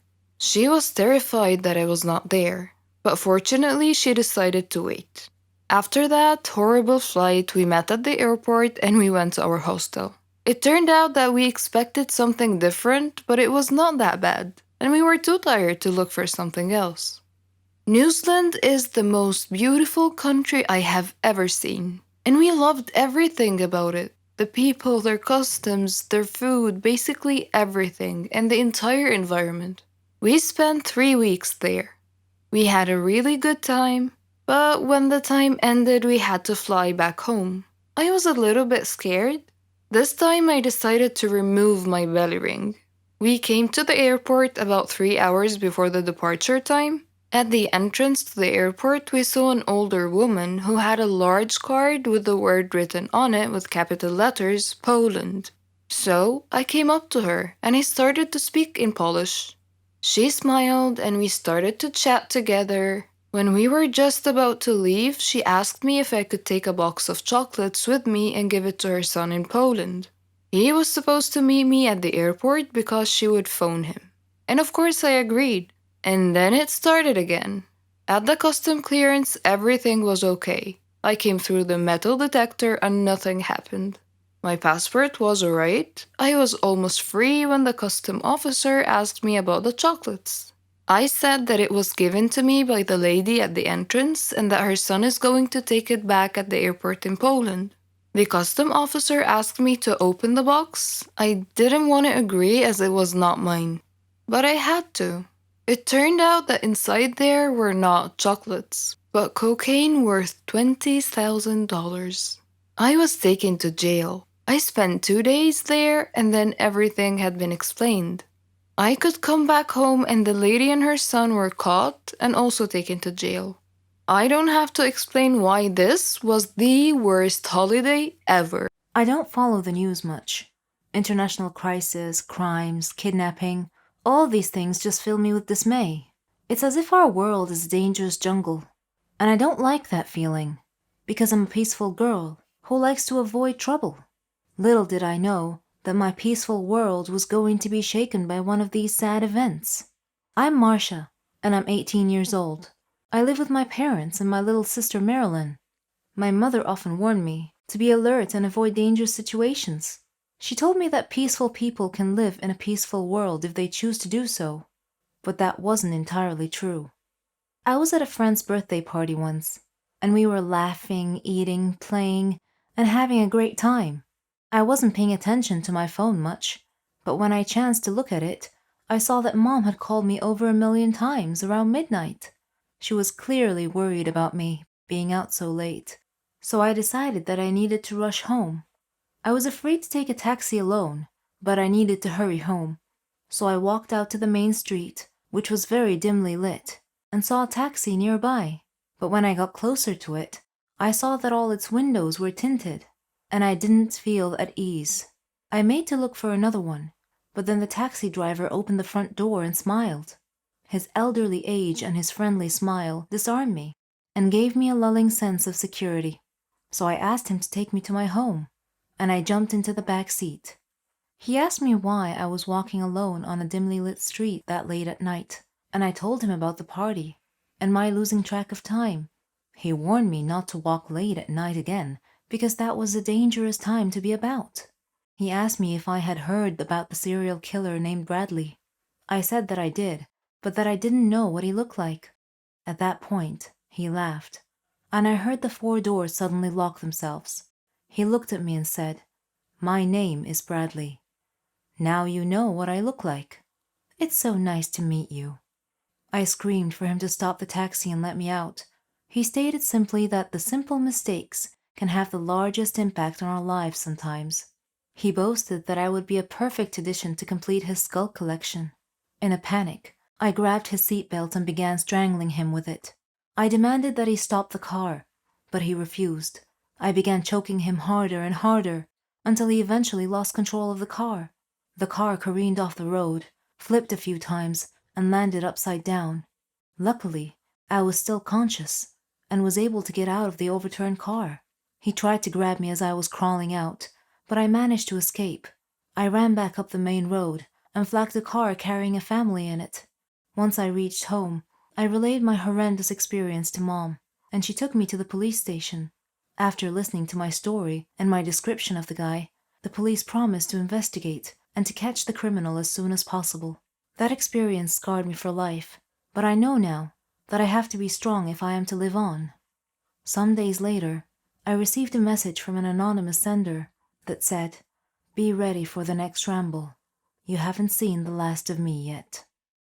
I don't know where to begin. I don't want to live alone. I'm fed up.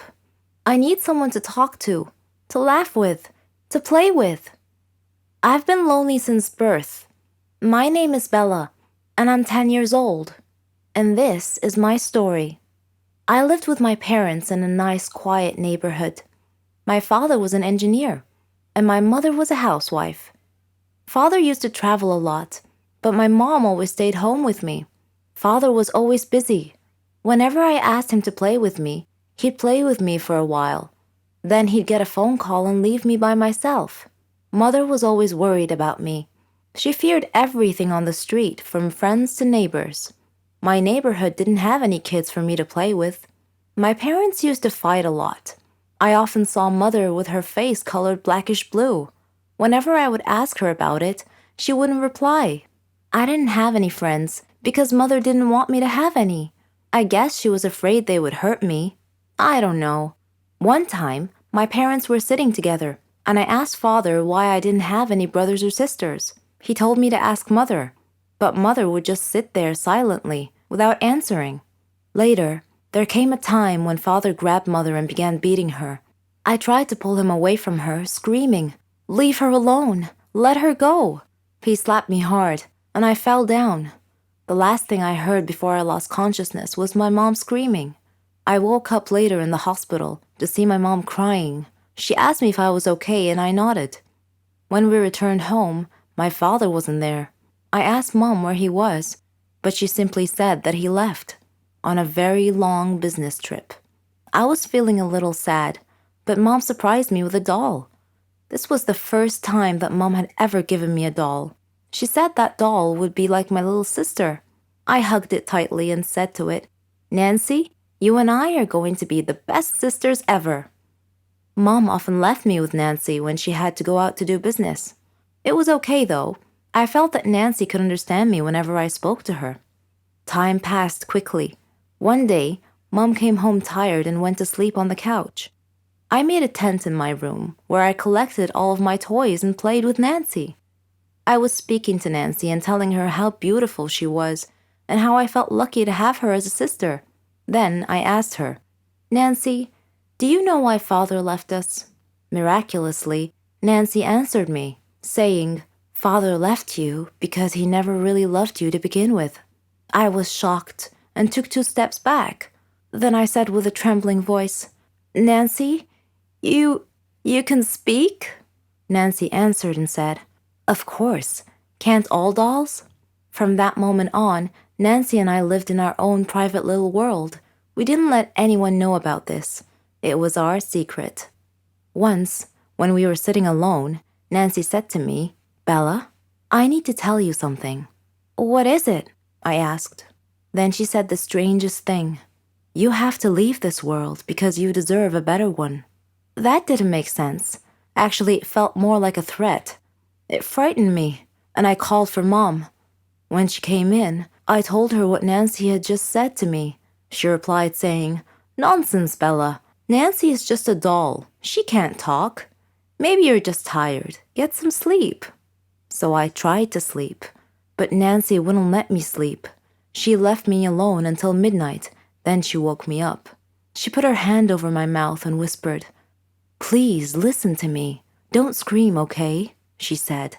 "I know all your fears, your father's cruelty, your loneliness, your love for me, how your love and belief in me transformed me from a toy to a sentient doll. I really love you, Bella, and I want you to be happy. Her words calmed me down, and I said, You're right, Nancy. So what do we do then? She explained her plan to me. In 2 days' time, we'll run away from home to a place called Toyland, where we'll meet some great friends. Whenever Mom was busy with work, I would speak and laugh with Nancy, and whenever Mom would enter the room and ask me who I was speaking to, I would laugh and point at Nancy. I could see in Mom's eyes that she was beginning to worry about me. One day, as Nancy and I were preparing our stuff to escape, we were looking at a map we had prepared. Then, unexpectedly, Mom came into the room. She saw the map and asked me about it. I looked at Nancy, and she gestured with her eyes that I shouldn't say anything. Seeing this, Mom took Nancy and threw her into the trash can. I screamed and pleaded. That was all I remember.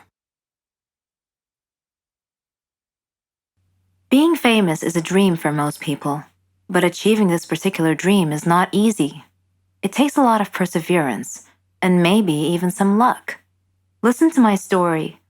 My name is Rona, and I'm 18 years old. I live with my mom and my sister. My dad passed away long ago. We live in a very poor neighborhood, where drug dealing and death are everywhere. My mom is a nurse, but even so, her salary is barely enough to make ends meet. I have always wanted a better life. I often admired famous people, like singers and actors, and I imagined myself living in their world of fame and glamour. What I would give to be a famous person like them. I had a dream. I wanted to be a clothes designer or a fashion model.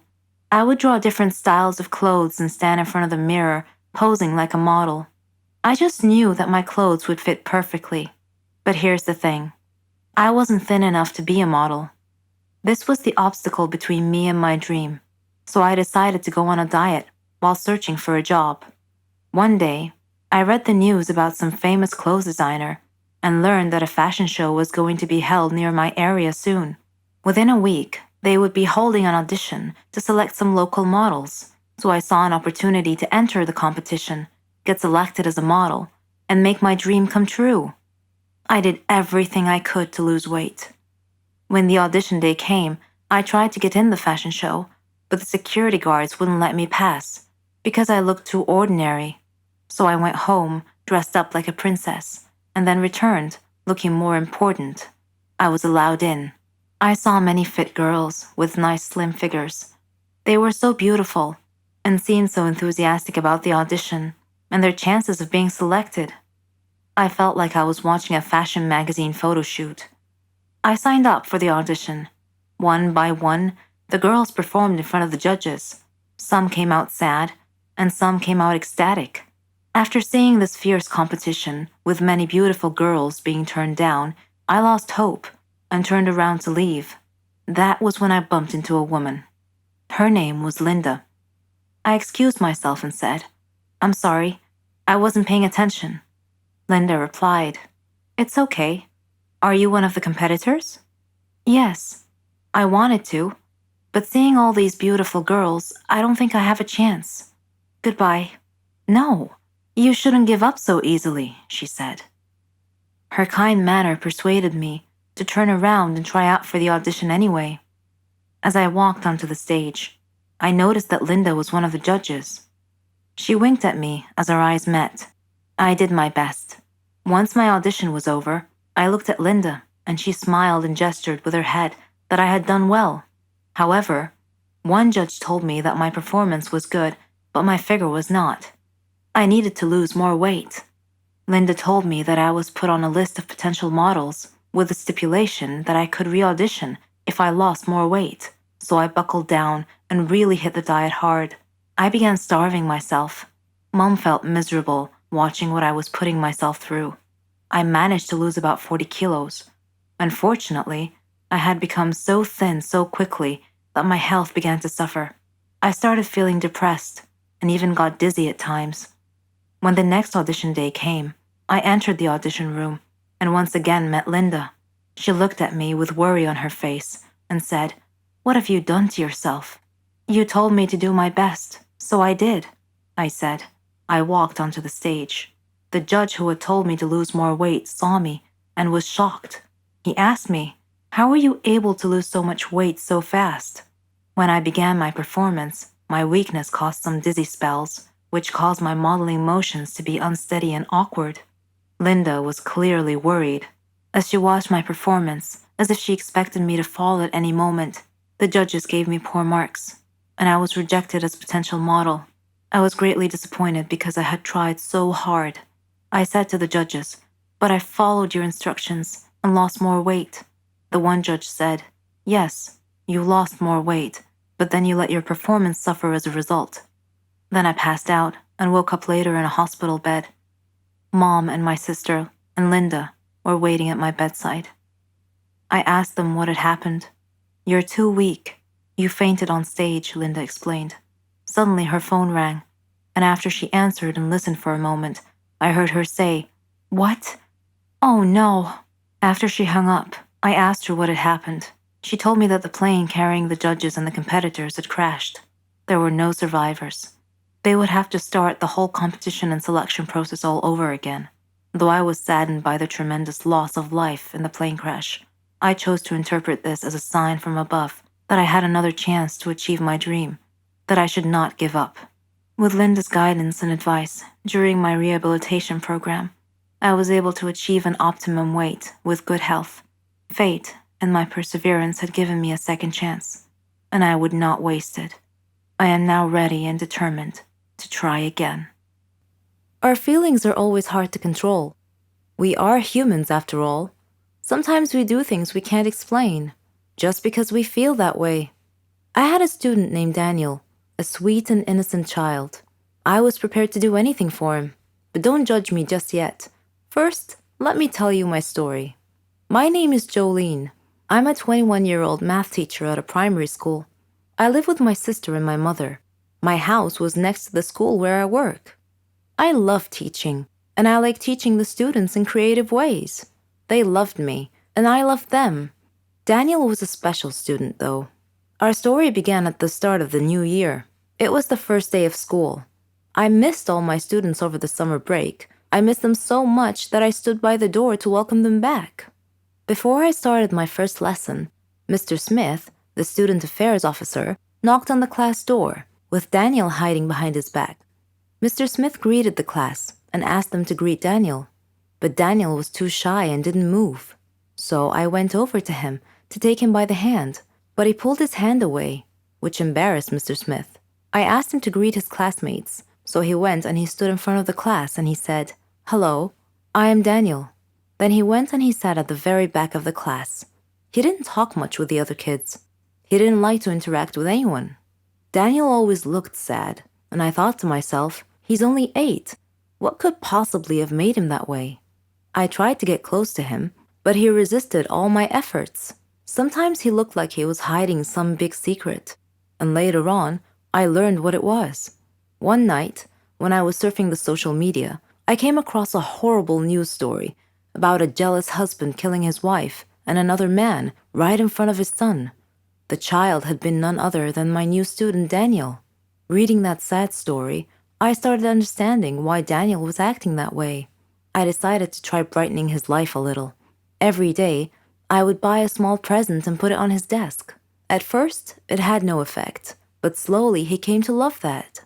During break time, I would sit beside him, and we would share food together. I would get him involved in class activities. On his birthday, I arranged a surprise party with his class, his grandmother, and myself. He was so happy that day. After the party, he hugged me and he told me that he loved me. I hugged him tightly. He was not just a student to me. I treated him like he was my own son. He told me that he wanted to call me mother, and that made me so happy. After his grandmother died, he came to live with me. We faced a lot of problems together, but I followed his success in life with pride. Daniel is all grown up now. He's graduating from the Faculty of Engineering.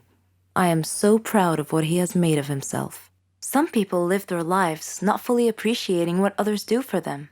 They start taking things for granted, thinking that that's exactly how it's supposed to be. Parents sacrifice a lot for their children, and when the children appreciate and try their best in life, that would be worth more than any words can ever describe. My name is Megan, and I hope to inspire you with my story. I lived with my father and my sister, Marlene, after the death of my mother, who died from an illness. Though I was only 18 at the time, I became responsible for taking care of the whole family. I did everything for them: cooking, cleaning, washing. My father was a great man, and he did his best to make us happy. I supported both my sister and my father. We faced everything together. There was one more person in my life, my neighbor, Dave. We practically grew up together, and our dreams grew with us. He knew everything about our circumstances and supported me often. He proposed to me and we got engaged. Dave chose a flat near my family so we would be close to them. That was very thoughtful of him. We got married and started our lives. I was determined to finish college, and Dave helped me in every way that he could. He proved to me every day how responsible and considerate he was. One day, while cleaning the house, my heart started beating rapidly, and I couldn't breathe well. I was barely able to call out to Dave, who came immediately when he heard me cry for help. I had had this symptom before, when I was younger, but I never told my father, because I didn't want to worry him.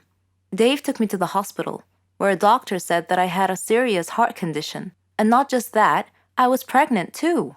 Pregnancy and a heart condition do not make a good combination, so we had to choose between the baby's life and mine. My father and Dave asked me to abort the child. Though they tried really hard to persuade me, I resolutely refused. I agonized a lot during my pregnancy. They were all so worried for my safety. My father and Marlene left their flat to come and live with me, and Dave cut back on his working hours to stay with me. When the day came, they took me to the hospital. The doctor checked the condition and said that it was too serious, that I wouldn't be able to survive the childbirth. My family and I were shocked. I held Dave's hand and told him that I was strong enough to make it. Dave hugged me and cried. I was so afraid, but I did my best to hide it. I said to my baby, "I'm trying the best I can. I'm fighting so that both of us could have a life. Know that I love you, and I know that you'll grow up to be very successful, but you'll also be caring and kind." How I found out that I was adopted was both odd and dramatic. Odd because I found out in a hotel room while the plumbing at home was being fixed. Dramatic because, well, finding out the parents you've known for 14 years weren't really your parents, tears were bound to ensue. There were clue signs when I was a kid that I wasn't related to anyone I grew up with. First of all, although people told me I looked like my parents, I never really saw the resemblance. Second, prior to my first birthday, I didn't really have any pictures of me as a toddler. And third of all, though you might think this is irrelevant, but I think it plays a part. I'm an only child. Either I was just oblivious, or that I was already so part of the family that it didn't really matter. When I was in grade 2, we learned about baptism in religion class. I went to a Catholic school and religion was part of the curriculum. Our teacher began that lesson by giving us this assignment: bring your baptismal certificate and a baptismal photo to class. The next day, I was the only kid in class who didn't bring either one. It wasn't like I didn't try.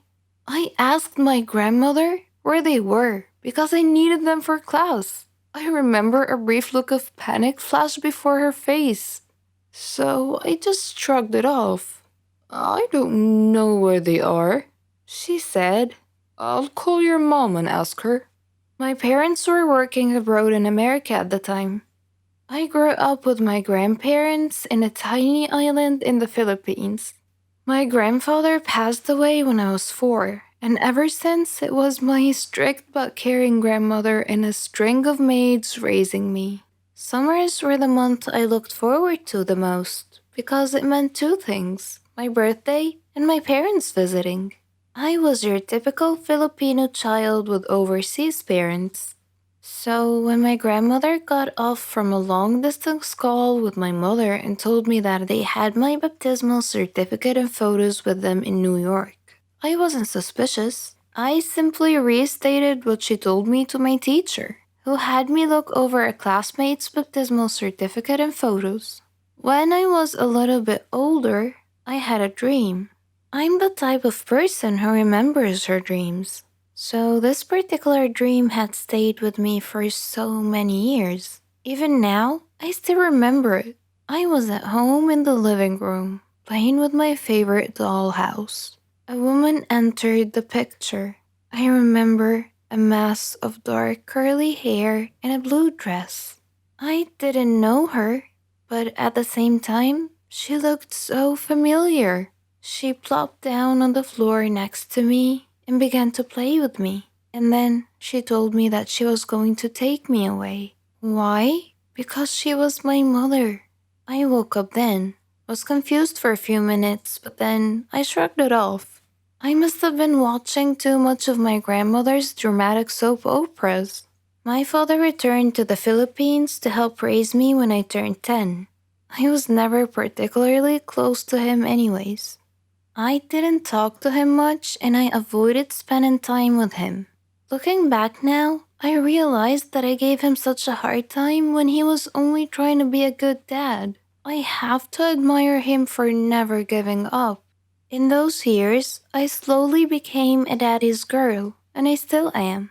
He's serious and strict, but has his funny moments. My mother remained in New York, but now tried her very best to visit twice a year rather than once. In 6th grade, again in religion class, we were taught that names were important. They gave us our identities. What did our names mean?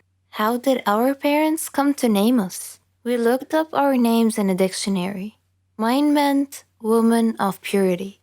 Another definition said simple. That night, I asked my grandmother to call my mother long distance so I could ask her why she gave me my name. Why did you choose my name? I asked her, pencil poised on the page of my religion notebook, ready to take notes. Why did I choose your name? She repeated. Yeah, I replied. I looked up my name and it said woman of purity and simplicity. So why did you choose my name? She was silent for a moment before saying, I don't know. Let me call you back. We said goodbyes and we hung up. I thought that was odd, but I shrugged it off. It was no big deal. If you're still interested in how I found out I was adopted, or why did my mom choose my name, stay tuned for the second part. You know, sometimes the truth is even stranger than fiction, especially if you had a dark secret in your life that would put you in danger if it were exposed. Such was my case, and this is my story. My name is Charlotte, and I'm 17 years old. I live with my mom. My dad passed away before I was born, so my mom had to raise me all by herself. My mom knew everything about me, my school studies, my friends. She had certain rules that I was supposed to follow, like eating outdoors was forbidden, and I can't be friends with someone unless she knew everything about them first, and so on. I thought these rules were somewhat paranoid, and I asked her why she placed such restrictions on making friends. Her reply was simply that you can't trust anyone nowadays. But that wasn't a very satisfying answer. And when I asked her what it meant, she didn't say anything further. As I was growing up, these rules mystified me even more, and I couldn't help but wonder if they had anything to do with my father, whom I knew nothing about. Mom always said he was a troublemaker, and she told me that everything would be clear to me in time. One holiday, I joined a new band. We held a lot of concerts. It was the best. I was good at playing music and singing. When we went camping, we met some students from other countries. We made a lot of new friends and had fun together. We even had a chance to increase our band's fame and reputation. After our first performance at camp, an Asian girl approached me. She hugged me, saying, "Charlotte, I missed you a lot." Taken aback, I asked, "Do I know you?" She surprised me again by saying, "Don't you recognize me? I'm Mary, your friend." I smiled and replied, "You must be mistaken. I don't know you." After insisting that she was indeed my friend, she excused herself and ran back to join her friends. Weird. Though, now that I think about it, I have often had an eerie feeling that someone was watching me wherever I went. I tried to shake off this feeling many occasions, but I never could. I would just tell myself that it must be my imagination. That night, we all went into the jungle. It was a jungle tour. It was very dark, and I got separated from the group and found myself alone, surrounded by trees. I called out to my friends, but no one heard me. Suddenly, I bumped into someone, a girl it seemed, and I apologized. When I turned around to look at her, I was shocked to see, well, myself, or my double.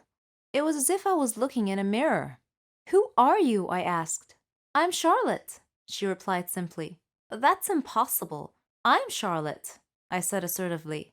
"Are you with us here at the campsite?" "Yes," she said. I asked her which way back to the campsite. She pointed in one direction and we headed back. As we were walking, her phone rang. It was her father. He was worried about her and was just making sure she was okay. We arrived at our tents without incidents, and I said, "It was really nice to meet you, Charlotte. I'll see you tomorrow." I felt a strong connection to the girl for some reason. Then I realized that I had forgotten my bag, and I went to get it. And again, I had that ominous feeling that I'm being watched. Suddenly, something hit me on the head. When I woke up, I found myself sitting in a car, surrounded by people wearing sunglasses, and I was really frightened.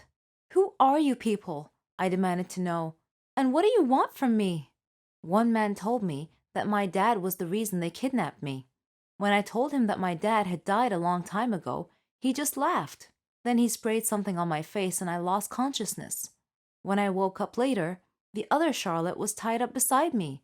One of the men seemed confused, seeing two of me, and he asked his boss which of us was the girl they were looking for. Suddenly, I heard someone shout, "Freeze! Don't move!" The police had come. They came out from the tree line. Surrounding the car, they arrested the men. Then they untied us both. Someone appeared looking very worried. The other Charlotte started coming too and asked where she was and what was going on. Then she saw her dad and she ran to him. Her dad then looked at me and asked for my name and my mother's name. When I told him, he said he knew who I was and said to send his regards to my mom and to tell her that he was still keeping her secret. Then he gave me a medal and hugged me, saying that he wasn't sure if we would ever meet again. I was still staring at him, looking confused, so he smiled and he asked me where my father was, and I told him that my father was dead. And then he said that that was their agreement. He and my mom, that he was only trying to protect me and the other Charlotte, who happened to be my twin sister. He said he got into some trouble in his line of work. Some people threatened to kill us, so he and my mom decided to split us up. "She took you, and I took your twin sister," he said. "We did this to keep you safe. I named your twin Charlotte, just the same as you." I was still feeling a bit overwhelmed at this point. This was preposterous. I couldn't believe it. Suddenly, I heard someone calling me. "Charlotte, wake up! It's time for a trip. You must have been having a nightmare because you were screaming." I woke up to find myself in the tent with my friend. When I went outside the tent, I stopped. Right in front of me, staring me in the eyes, was a girl who was my mirror image. I am addicted to food. I suffer a lot. I need help. I've tried to give up, but I fail every time. Hamburgers. Who can give up eating hamburgers, especially with barbecue sauce? I didn't mind this kind of addiction, but I'm getting ahead of myself. Let me begin by introducing myself. I am Patricia, 15 years old, living with my parents and my brother. I lead a quiet life. No interests, no hobbies, except for eating, that is. Food is my faithful friend. It never leaves me. It is my partner, my soulmate. But having food as your soulmate has insidious side effects. A dark side, if you will. It denies me a healthy life, robs me of the energy to play, and causes me to sleep excessively. I would much rather stay at home with a bag of potato chips than go out and exercise. My soulmate ultimately betrayed me, though, last Thanksgiving at my granny's home. She lives in a state nearby. Granny was a clever doctor and an excellent cook at that. She could conjure up something really delicious. On that day, she had prepared barbecue turkey with nuts and other secret recipe ingredients. The taste was so great, as if it had descended from heaven itself. I felt like I was fighting a food war, and I had to win at all costs. I ate and ate and ate. I don't know why, but I just couldn't control myself. I attacked that turkey like it was the last on the planet. But every culinary war with a worthy adversary, such as the barbecued turkey, has its own unique type of casualties. Suddenly, I found myself unable to breathe. I fell to my knees and passed out. The turkey had won. I woke up later in the hospital, though, still clinging to an unfinished turkey leg. The doctor told me that I was gaining way too much weight. He said that I should be put on a diet. Diet? Man, how I hated that word. It hung over my head like the sword of Damocles. It meant depriving me of my passion, my reason for living. I considered eating vegetables in small amounts to be the worst form of cruel and unusual punishment, the worst form of torture imaginable. Imagine thinking of a wonderful, greasy, cheese-laden pizza with all the toppings, and then suddenly opening your eyes to find a healthy green salad bowl. But I had reached a turning point in life. One day, my brother was playing on the street, while I was sitting at home gazing longingly at a tempting piece of cheesecake, just sitting there, taunting, daring me to eat it. I struggled mightily to resist the urge, but in the end I succumbed and wolfed it down like a starving animal. Shortly afterwards, I began feeling dizzy, but I was unable to call for help this time, and then I passed out again. I was taken to the hospital. While lying in the hospital bed, half conscious, I overheard the doctor say to someone, "She needs to stop eating or it will be the death of her." I thought to myself, whoa, death? So I made up my mind right then, right there. I resolved to fight a new war, a war against my appetite. On our way back home, I told my father that I wanted to see a nutritionist. He was delighted to hear that. Later, at the clinic, the doctor welcomed us in. She told me how to overcome my eating fetish. She gave me a strict diet regimen with a schedule full of healthy meals. I kept telling myself that winning this war was possible. I simply had to be patient and persevere. I stuck to the strict diet and did some physical workouts. My parents supported me wholeheartedly. I was enthusiastic. I can totally do this. A week passed quickly, and I eagerly visited the doctor to receive some good news. When the doctor weighed me and told me that my weight hadn't changed at all, I was crestfallen. She looked at me and asked me, how was this possible? I told her I didn't know, because I was following her diet thoroughly, though it did require a tremendous effort on my part. Another week passed, and again I went to the doctor. The results were the same. She said to me, "Patricia, are you sure you're following the diet I prescribed for you?"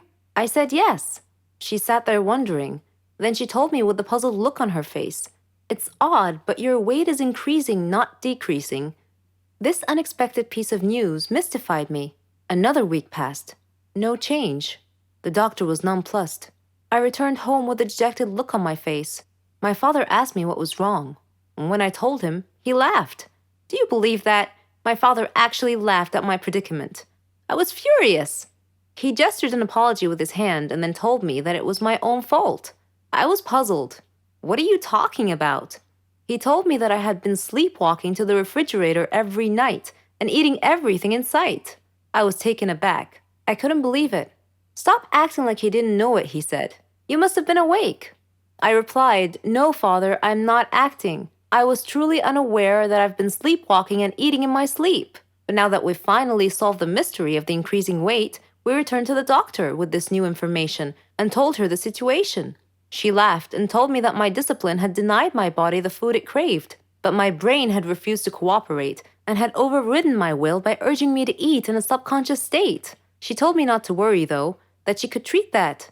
Armed with this knowledge and her support, and the support of my family, I felt that I could finally win this war. I don't really like Indian movies because the actors are always overreacting, and the movies are not logical at all. But this is just my personal opinion. However, I've discovered that there are stories stranger than Indian movies. Let me give you a real-life example. I'll tell you a story about a young woman named Samantha. Samantha was a beautiful girl with blonde hair and green eyes. She lived with her grandmother after her parents died in a horrible car accident. The whole country read about it. She had many friends, and all the neighbors liked her. They considered her the most beautiful girl in town. Many had proposed to her, but she didn't care much for them. One day, Samantha was walking alone down the street after visiting one of her friends. Suddenly, she had an eerie feeling that someone was following her. She began running and crying for help. Her follower began running and stopped her. He was an ugly man, pointing a knife in her direction. He asked her to hand over her purse. She threw it at him and made a run for it. The man said wait and made to stop her, but another man appeared out of nowhere and punched the thief, who fell unconscious. The brave and good Samaritan picked up Samantha's purse and handed it to her. He was very handsome, with green eyes, soft hair, and an amazing smile. He escorted her back home, and she felt that he was her knight in shining armor. She went inside and hugged her grandmother tight, who was a little surprised but smiled. Samantha was so happy that she gently pulled her grandmother to her feet, and they whirled around and danced playfully. The very next day, she was surprised when she answered the doorbell. Steve, the tall, handsome man, was standing there, holding flowers. He proposed to her, and she said yes. Thus began their love story. Then one day, Samantha was standing in the kitchen preparing dinner. Steve and her grandmother were out, but they were supposed to be back soon. Samantha had everything ready, and she set the table. The house door opened, and Steve walked in. Samantha went to greet him, but she felt dizzy and fainted. Steve quickly took her to the hospital. The doctor congratulated Steve, saying that he was going to be a father. Steve was ecstatic, but Samantha was not. Instead, she was shocked and nervous. She said that she was too young to have kids, that she wasn't ready to be a mother. Steve was taken aback and said, "But why? Don't you want him?" Things were different from that point on. Samantha tried to get an abortion several times, but Steve was always stopping her. She couldn't accept it. She blamed Steve, but Steve couldn't understand her. In her 7th month of pregnancy, Samantha was with her grandmother at the supermarket when she saw a small boy run onto the road. Fearing he might get run over by a car, Samantha quickly pulled the boy off the road to safety. The boy's mother saw what happened and thanked Samantha, feeling so grateful and relieved. Samantha was crying at the moment and replied, "No need to thank me. I'm going to be a mother like you soon." For the first time, she was beginning to feel real affection for the baby. "Forgive me," she silently thought to herself. She tried to contact Steve many times to tell him that she had finally accepted. She was ready to become a mother, but he never responded. Finally, the day had come. Samantha went to the hospital to give birth. After the surgery, she was very tired. Nevertheless, when she woke up, she immediately asked for the baby. Her grandmother handed her the child. It was a daughter, and she was so beautiful. The nurse tried to take the baby out of her arms, but Samantha refused, wanting to hold her for as long as she could. The next day, Samantha heard a big commotion, and she had a feeling of dread that something bad had just happened. It was confirmed when she saw her grandmother's face. She asked what had happened, and her grandmother told her that a child was missing and had apparently been kidnapped. Samantha's pale face slowly pleaded, "Please don't tell me that it was my daughter." When her grandmother nodded, Samantha broke down and began crying and wailing in pain. The nurses tried to calm her down, and when she did, her grandmother came over to her and handed her a note. It had been found in her missing daughter's hospital crib. It was in Steve's handwriting. It simply said, "If you don't want her, I do." Then Samantha fainted. For many years, she tried finding her baby, but couldn't. Steve and her daughter had vanished into thin air. She felt as if time had stopped for her, but Steve didn't feel that way. He raised their daughter into a beautiful young woman. He named her Margot. Whenever Margot asked about her mother, Steve would always tell her that her mother was dead, but he often told her stories about her mother and how much he had loved her. Margot's intuition, however, told her that her father wasn't being completely honest with her and that he was hiding some big dark secret. One day, Steve fell ill unexpectedly. He called Margot to him and told her that he was very sick and felt that he was going to die soon. He said that he wanted to reveal a secret that he had long kept from her, that her mother was actually alive, and that her name was Samantha. He told her that he had kidnapped her from the hospital at birth because her mother did not want a child. He regretted it and asked Margot to forgive him. He gave her Samantha's address, and soon after, he died. After his death, Margot decided to go looking for her mother. I am Margot, and I am now standing at my mother's address. At her front door, I cannot predict my mother's reaction when she answers the door and I introduce myself as her daughter, but I'm going to hug her and tell her that I've missed her for so long. I think the person who invented horror movies must have had real psychological problems. What benefit is there spending hours watching vampires, werewolves, decapitated heads with arteries spurting blood? Horror movies are just a waste of time, and I'm sick of constantly seeing them on TV. Do you think these horror movies affect our heart and nerves? Will they somehow bring about our deaths in due course? My name is Melina. I am 15 years old. My mom died during childbirth when my brother Martin was born. It was my responsibility to take care of him. My friends called me Melina the Horrible because I really hated horror movies.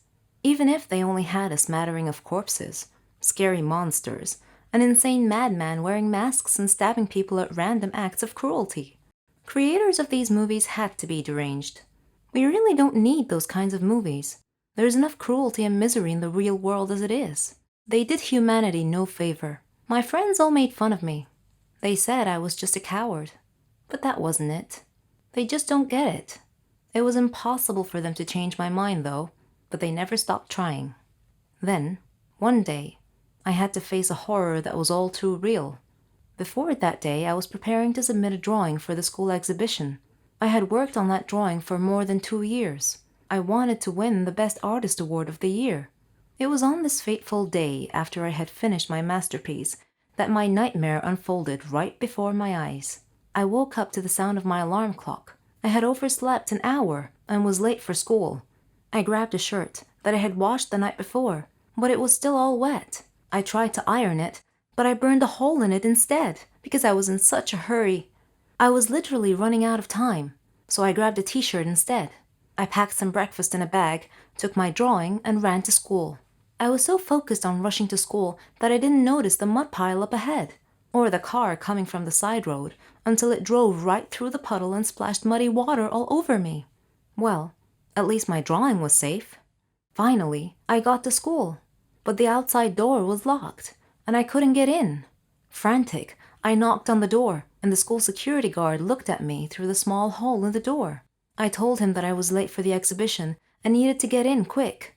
He looked at me with suspicion, but thankfully he opened the door. The principal was standing there with him, eyeing me through her thick glasses and asking me why I was so late. I told her that I was running late for the art exhibition and that I couldn't speak now, but that I would come to her office afterwards and fully explain myself. Without a moment to lose, I headed towards my classroom. Suddenly, I heard a sound as if the herd of elephants were coming my way. The lesson had just ended. Everyone was moving to their next class. I was like a pebble tossed in stormy seas, jostled right and left. Then the flood hit my drawing, carrying it downstream only to fall on the floor and get trampled on. I watched in shock as the whole disaster happened. I spent the rest of the school day sitting quietly at my desk. I didn't do any classwork, didn't feel like talking to anyone either. At the end of the day, after all the students had gone home, I was sitting alone in the schoolyard, watching the sunset. The guard told me that I needed to go home because he had to lock up. So, I got up and started walking. My home was a good distance away from school. I had no money for a bus or a taxi, so I had to hoof it home. Then, I came to a street that had been roadblocked. Workers were working on the road, and I couldn't pass through, so I had to take a detour around the roadblock and somehow ended up walking down a dark street. I didn't like dark roads. Maybe I should have just waited for the workers to finish their work. But then again, it would have been quite late. I continued down the dark road. I knew Dad would be worried, so I hurried along. It was just a dark road, nothing to be afraid of. I mean, it's not like I believe in horror movies. What am I afraid of anyway? What's the worst that can happen? Suddenly, I heard a sound on the other side of the street. It sounded like a voice moaning in pain. I ignored it and continued on my way, walking a little more quickly now. Then, the moaning sound turned into a snarl, and I heard footsteps behind me. I sped up my pace. I imagined the dark shadow following me, was gaining in on me, getting closer and closer. Could it be a ghost? A dead spirit? I stopped, and so did the footsteps. I felt their presence awfully close, so I turned around to face it. I saw a blue face, sunken shadows of the eyes, a stiff body, fangs in the mouth. A zombie! My brain screamed. I felt the blood drain from my face. I screamed. He snarled, and I ran. As I was running, another zombie appeared in front of me, trapping me between the two of them. What should I do? I had to do something. So, with all my strength, I swung my bag around in a circle and struck the one in front of me. He fell to the ground, and I ran past him, and I heard snarling again on the other side of the street. This must be a dream, I thought, but unfortunately, it was all too real. I kept running. Groups of zombies were gathering everywhere. Their appearances were disgusting and terrifying at the same time. I never want to see horror movies, but now they had decided to come to me instead. I ran, fell down, got back up, and ran some more. The street seemed really long. Suddenly, I saw a huge zombie crossing the road and getting in front of me. He was larger than the rest and had a large hunting knife stuck in his head. I screamed and fell down, slowly moving backwards, trying to keep my distance from him. Soon, I was surrounded by two of them again. This really wasn't my day at all, and it was going to end up with me being zombie meal. I thought of Dad and my friends and what they would think about me being eaten by the thing I despise most. Zombies broke out through the hedges and surrounded me. The big zombie pulled the knife out of his head and prepared to stab me, but I made the heroic effort and grabbed the knife from his hand and stabbed him with it instead. But the knife crumbled. It was paper, and unexpectedly, all the zombies gathered round and removed their faces, and all my friends shouted, "Happy Halloween!" I was angry and mortified, and relieved. They praised me for my courage and apologized for pranking me. They had told passers-by to avoid this dark street so that they could pull their prank. They even enlisted some volunteers to help them with the prank. I was still in mild shock, waiting for my breathing and heartbeat rates to return to normal. To comfort me, they presented me with a zombie doll as a memento of this night. After I finally got home, I told Dad about the whole thing, and he rolled over the floor laughing. I was so glad this day was over. I was right. None of it was real. Just that second, something made me glance at the zombie doll, and it turned its head to stare at me. One nice thing about success is seeing all your friends and family being so proud of you and your accomplishments. This mutual respect and appreciation is what real friendship is all about. My story is about success and friendship, and also when two friends become incompatible and no longer go hand in hand. My name is Sherry, and I'm 21 years old. I had a friend named Margot. She wasn't just my friend, she was my best friend, my sister. She meant the world to me. We were alike in so many ways, even in our hobbies, our dreams. After my dad's death, Mom and I moved to Margot's neighborhood, since her mom was my mom's best friend. I was only 3 years old at the time, so Margot and I practically grew up together. At school, we shared the same classes, studied together, and even partnered as lab partners. She and I both aspired to become pharmacists. I struggled through high school, but made it through with Margot's support and encouragement. I didn't have as much freedom and independence as she did, because my mom was too overprotective of me. It was at this point that my story really began. When I decided to join the Faculty of Pharmacy, Margot asked me why I chose that major, and I told her that my dad had died of a malignant disease that had no cure, so it was my dream to find a cure for it, to save lives. I studied hard and successfully enrolled in the Faculty of Pharmacy. Margot was very happy for me, and she promised to keep me focused on discovering that cure for Dad's fatal disease that I so passionately sought. I asked her to stay by my side the whole time, and she was happy to do so. The Faculty of Pharmacy was located abroad, so outside my country. I would be independent, free of Mom's smothering control. Frankly, I looked forward to it. Margot and I found a place to stay near the faculty, at a youth hostel with a group of girls from different countries. Unlike me, Margot was able to easily make friends with them. Our studies weren't easy at first, but we worked hard and muddled through. I was so excited to delve into my research and learn as much as I could. I queried instructors and doctors constantly to expand my knowledge. This was my beginning, and Margot stood by me the whole time. Eventually, we graduated from the faculty and launched our careers. I started at one pharmaceutical company while she started another. We were now competitors of a sort. In preparation for my private research, I rented a flat near my company. Margot did the same near hers. She was always asking me how my research was going. She knew I was trying to develop an antibiotic to cure Dad's deadly disease. It wasn't easy, though, because the body's immune system attacked the antibiotic and destroyed it before it could destroy the diseased cells.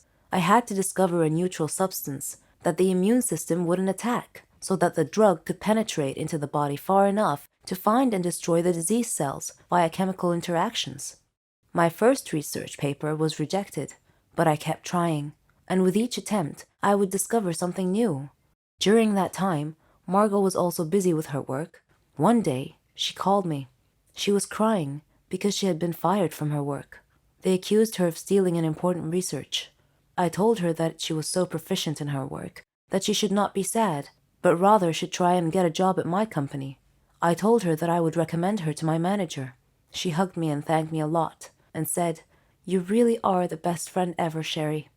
The next day, I told my manager about Margot and said that she was looking for a job and was waiting outside. He interviewed her and gave her a job. I was so happy now.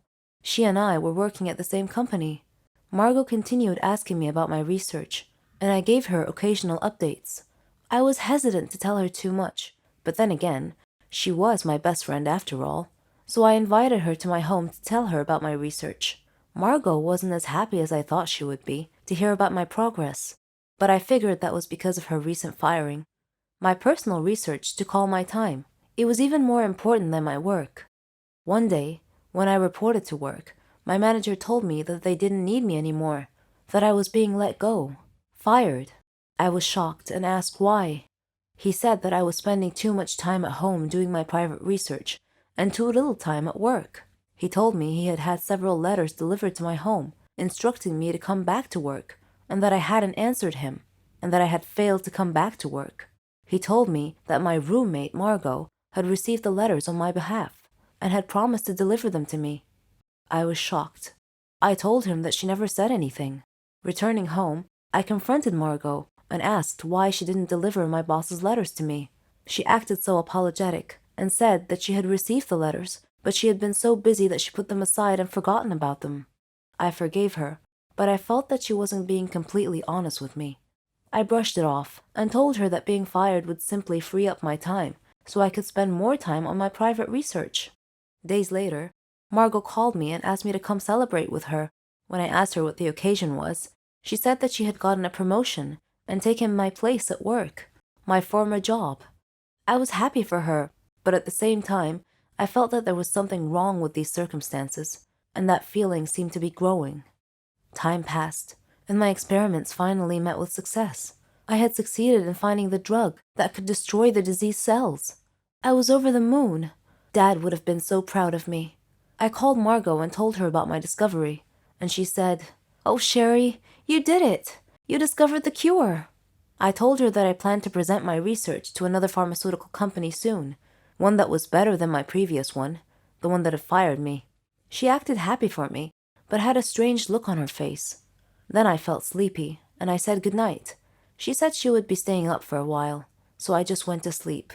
When I woke up the next morning, I found my research area in shambles, and my research data was missing. I woke Margot up and told her that someone had stolen my research last night. She said that's not possible. Who else knew about your research besides you and me? And I said, maybe it was my former manager. Maybe he had somehow guessed that I had made a breakthrough. I don't know. I called the police and reported the break-in and theft of my research data, but they couldn't find any evidence as to who the culprit might be. I returned to my home country disappointed and dejected. I got another job at a company near my house. Many months had passed. I wasn't in touch with Margot anymore. We kind of lost contact somewhere along the way. Then, one day, Mom was watching TV when she suddenly saw a program that was going to discuss a new drug that would treat and cure Dad's malignant disease.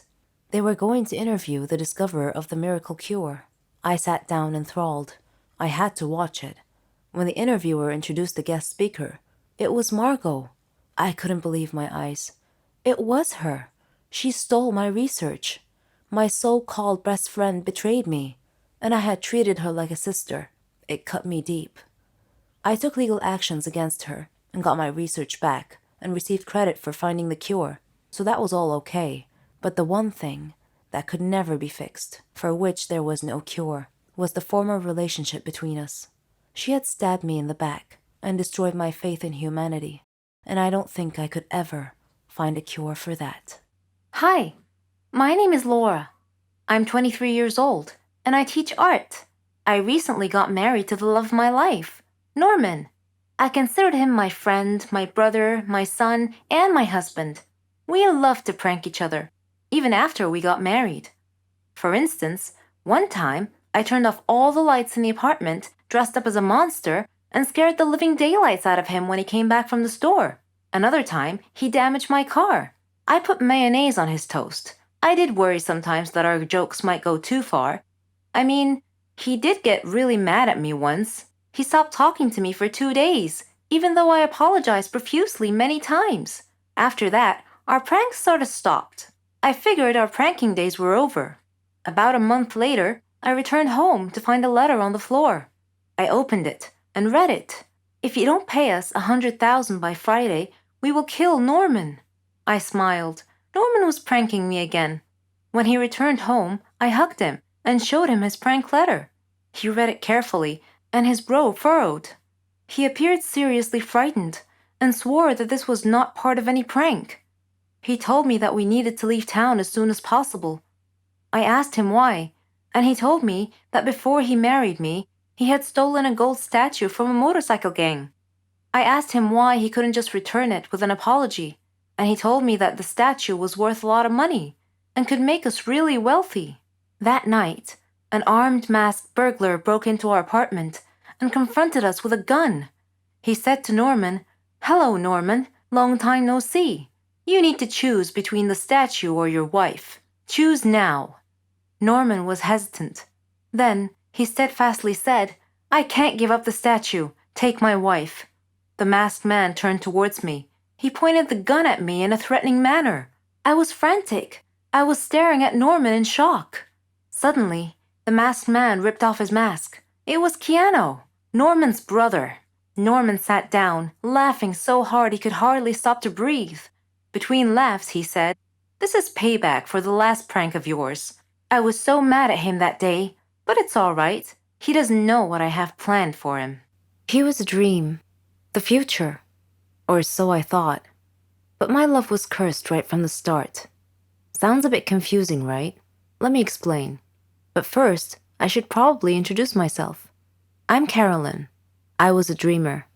I dreamed of a good, warm, stable, successful life. I wanted a good job, and I wanted to travel around the world a bit with Helen. She was my best friend. We virtually shared the same dreams, and hobbies, and interests, and lifestyles. We've been friends since we were kids. People often thought that we were sisters. I did too, in fact. She even got jealous if anyone tried to get close to me. Every day, Helen and I worked a little more towards our dreams. Once, when Helen and I were traveling with some of our friends, we had a problem with the hostess on the plane. A gentleman intervened and cleverly solved our problems. His name was Danny. I liked him. A lot. I thought about him often. But whenever I talked to Helen about him, she told me that he was not as amazing as I seemed to think he was. Coincidentally, I met him again at a party of a mutual friend. We talked together till daylight. I told Helen about our encounter, and she expressed her wishes that my love story would have a happy ending. I similarly told her that I hoped she would find the love of her life someday too. Everything would be okay, we figured. Then, one day, I received a letter in our mailbox. It was in weird handwriting, as if the writer had written it with a trembling hand. I opened it curiously. It said that my love for Danny would become a curse if I didn't give him up and get him out of my life.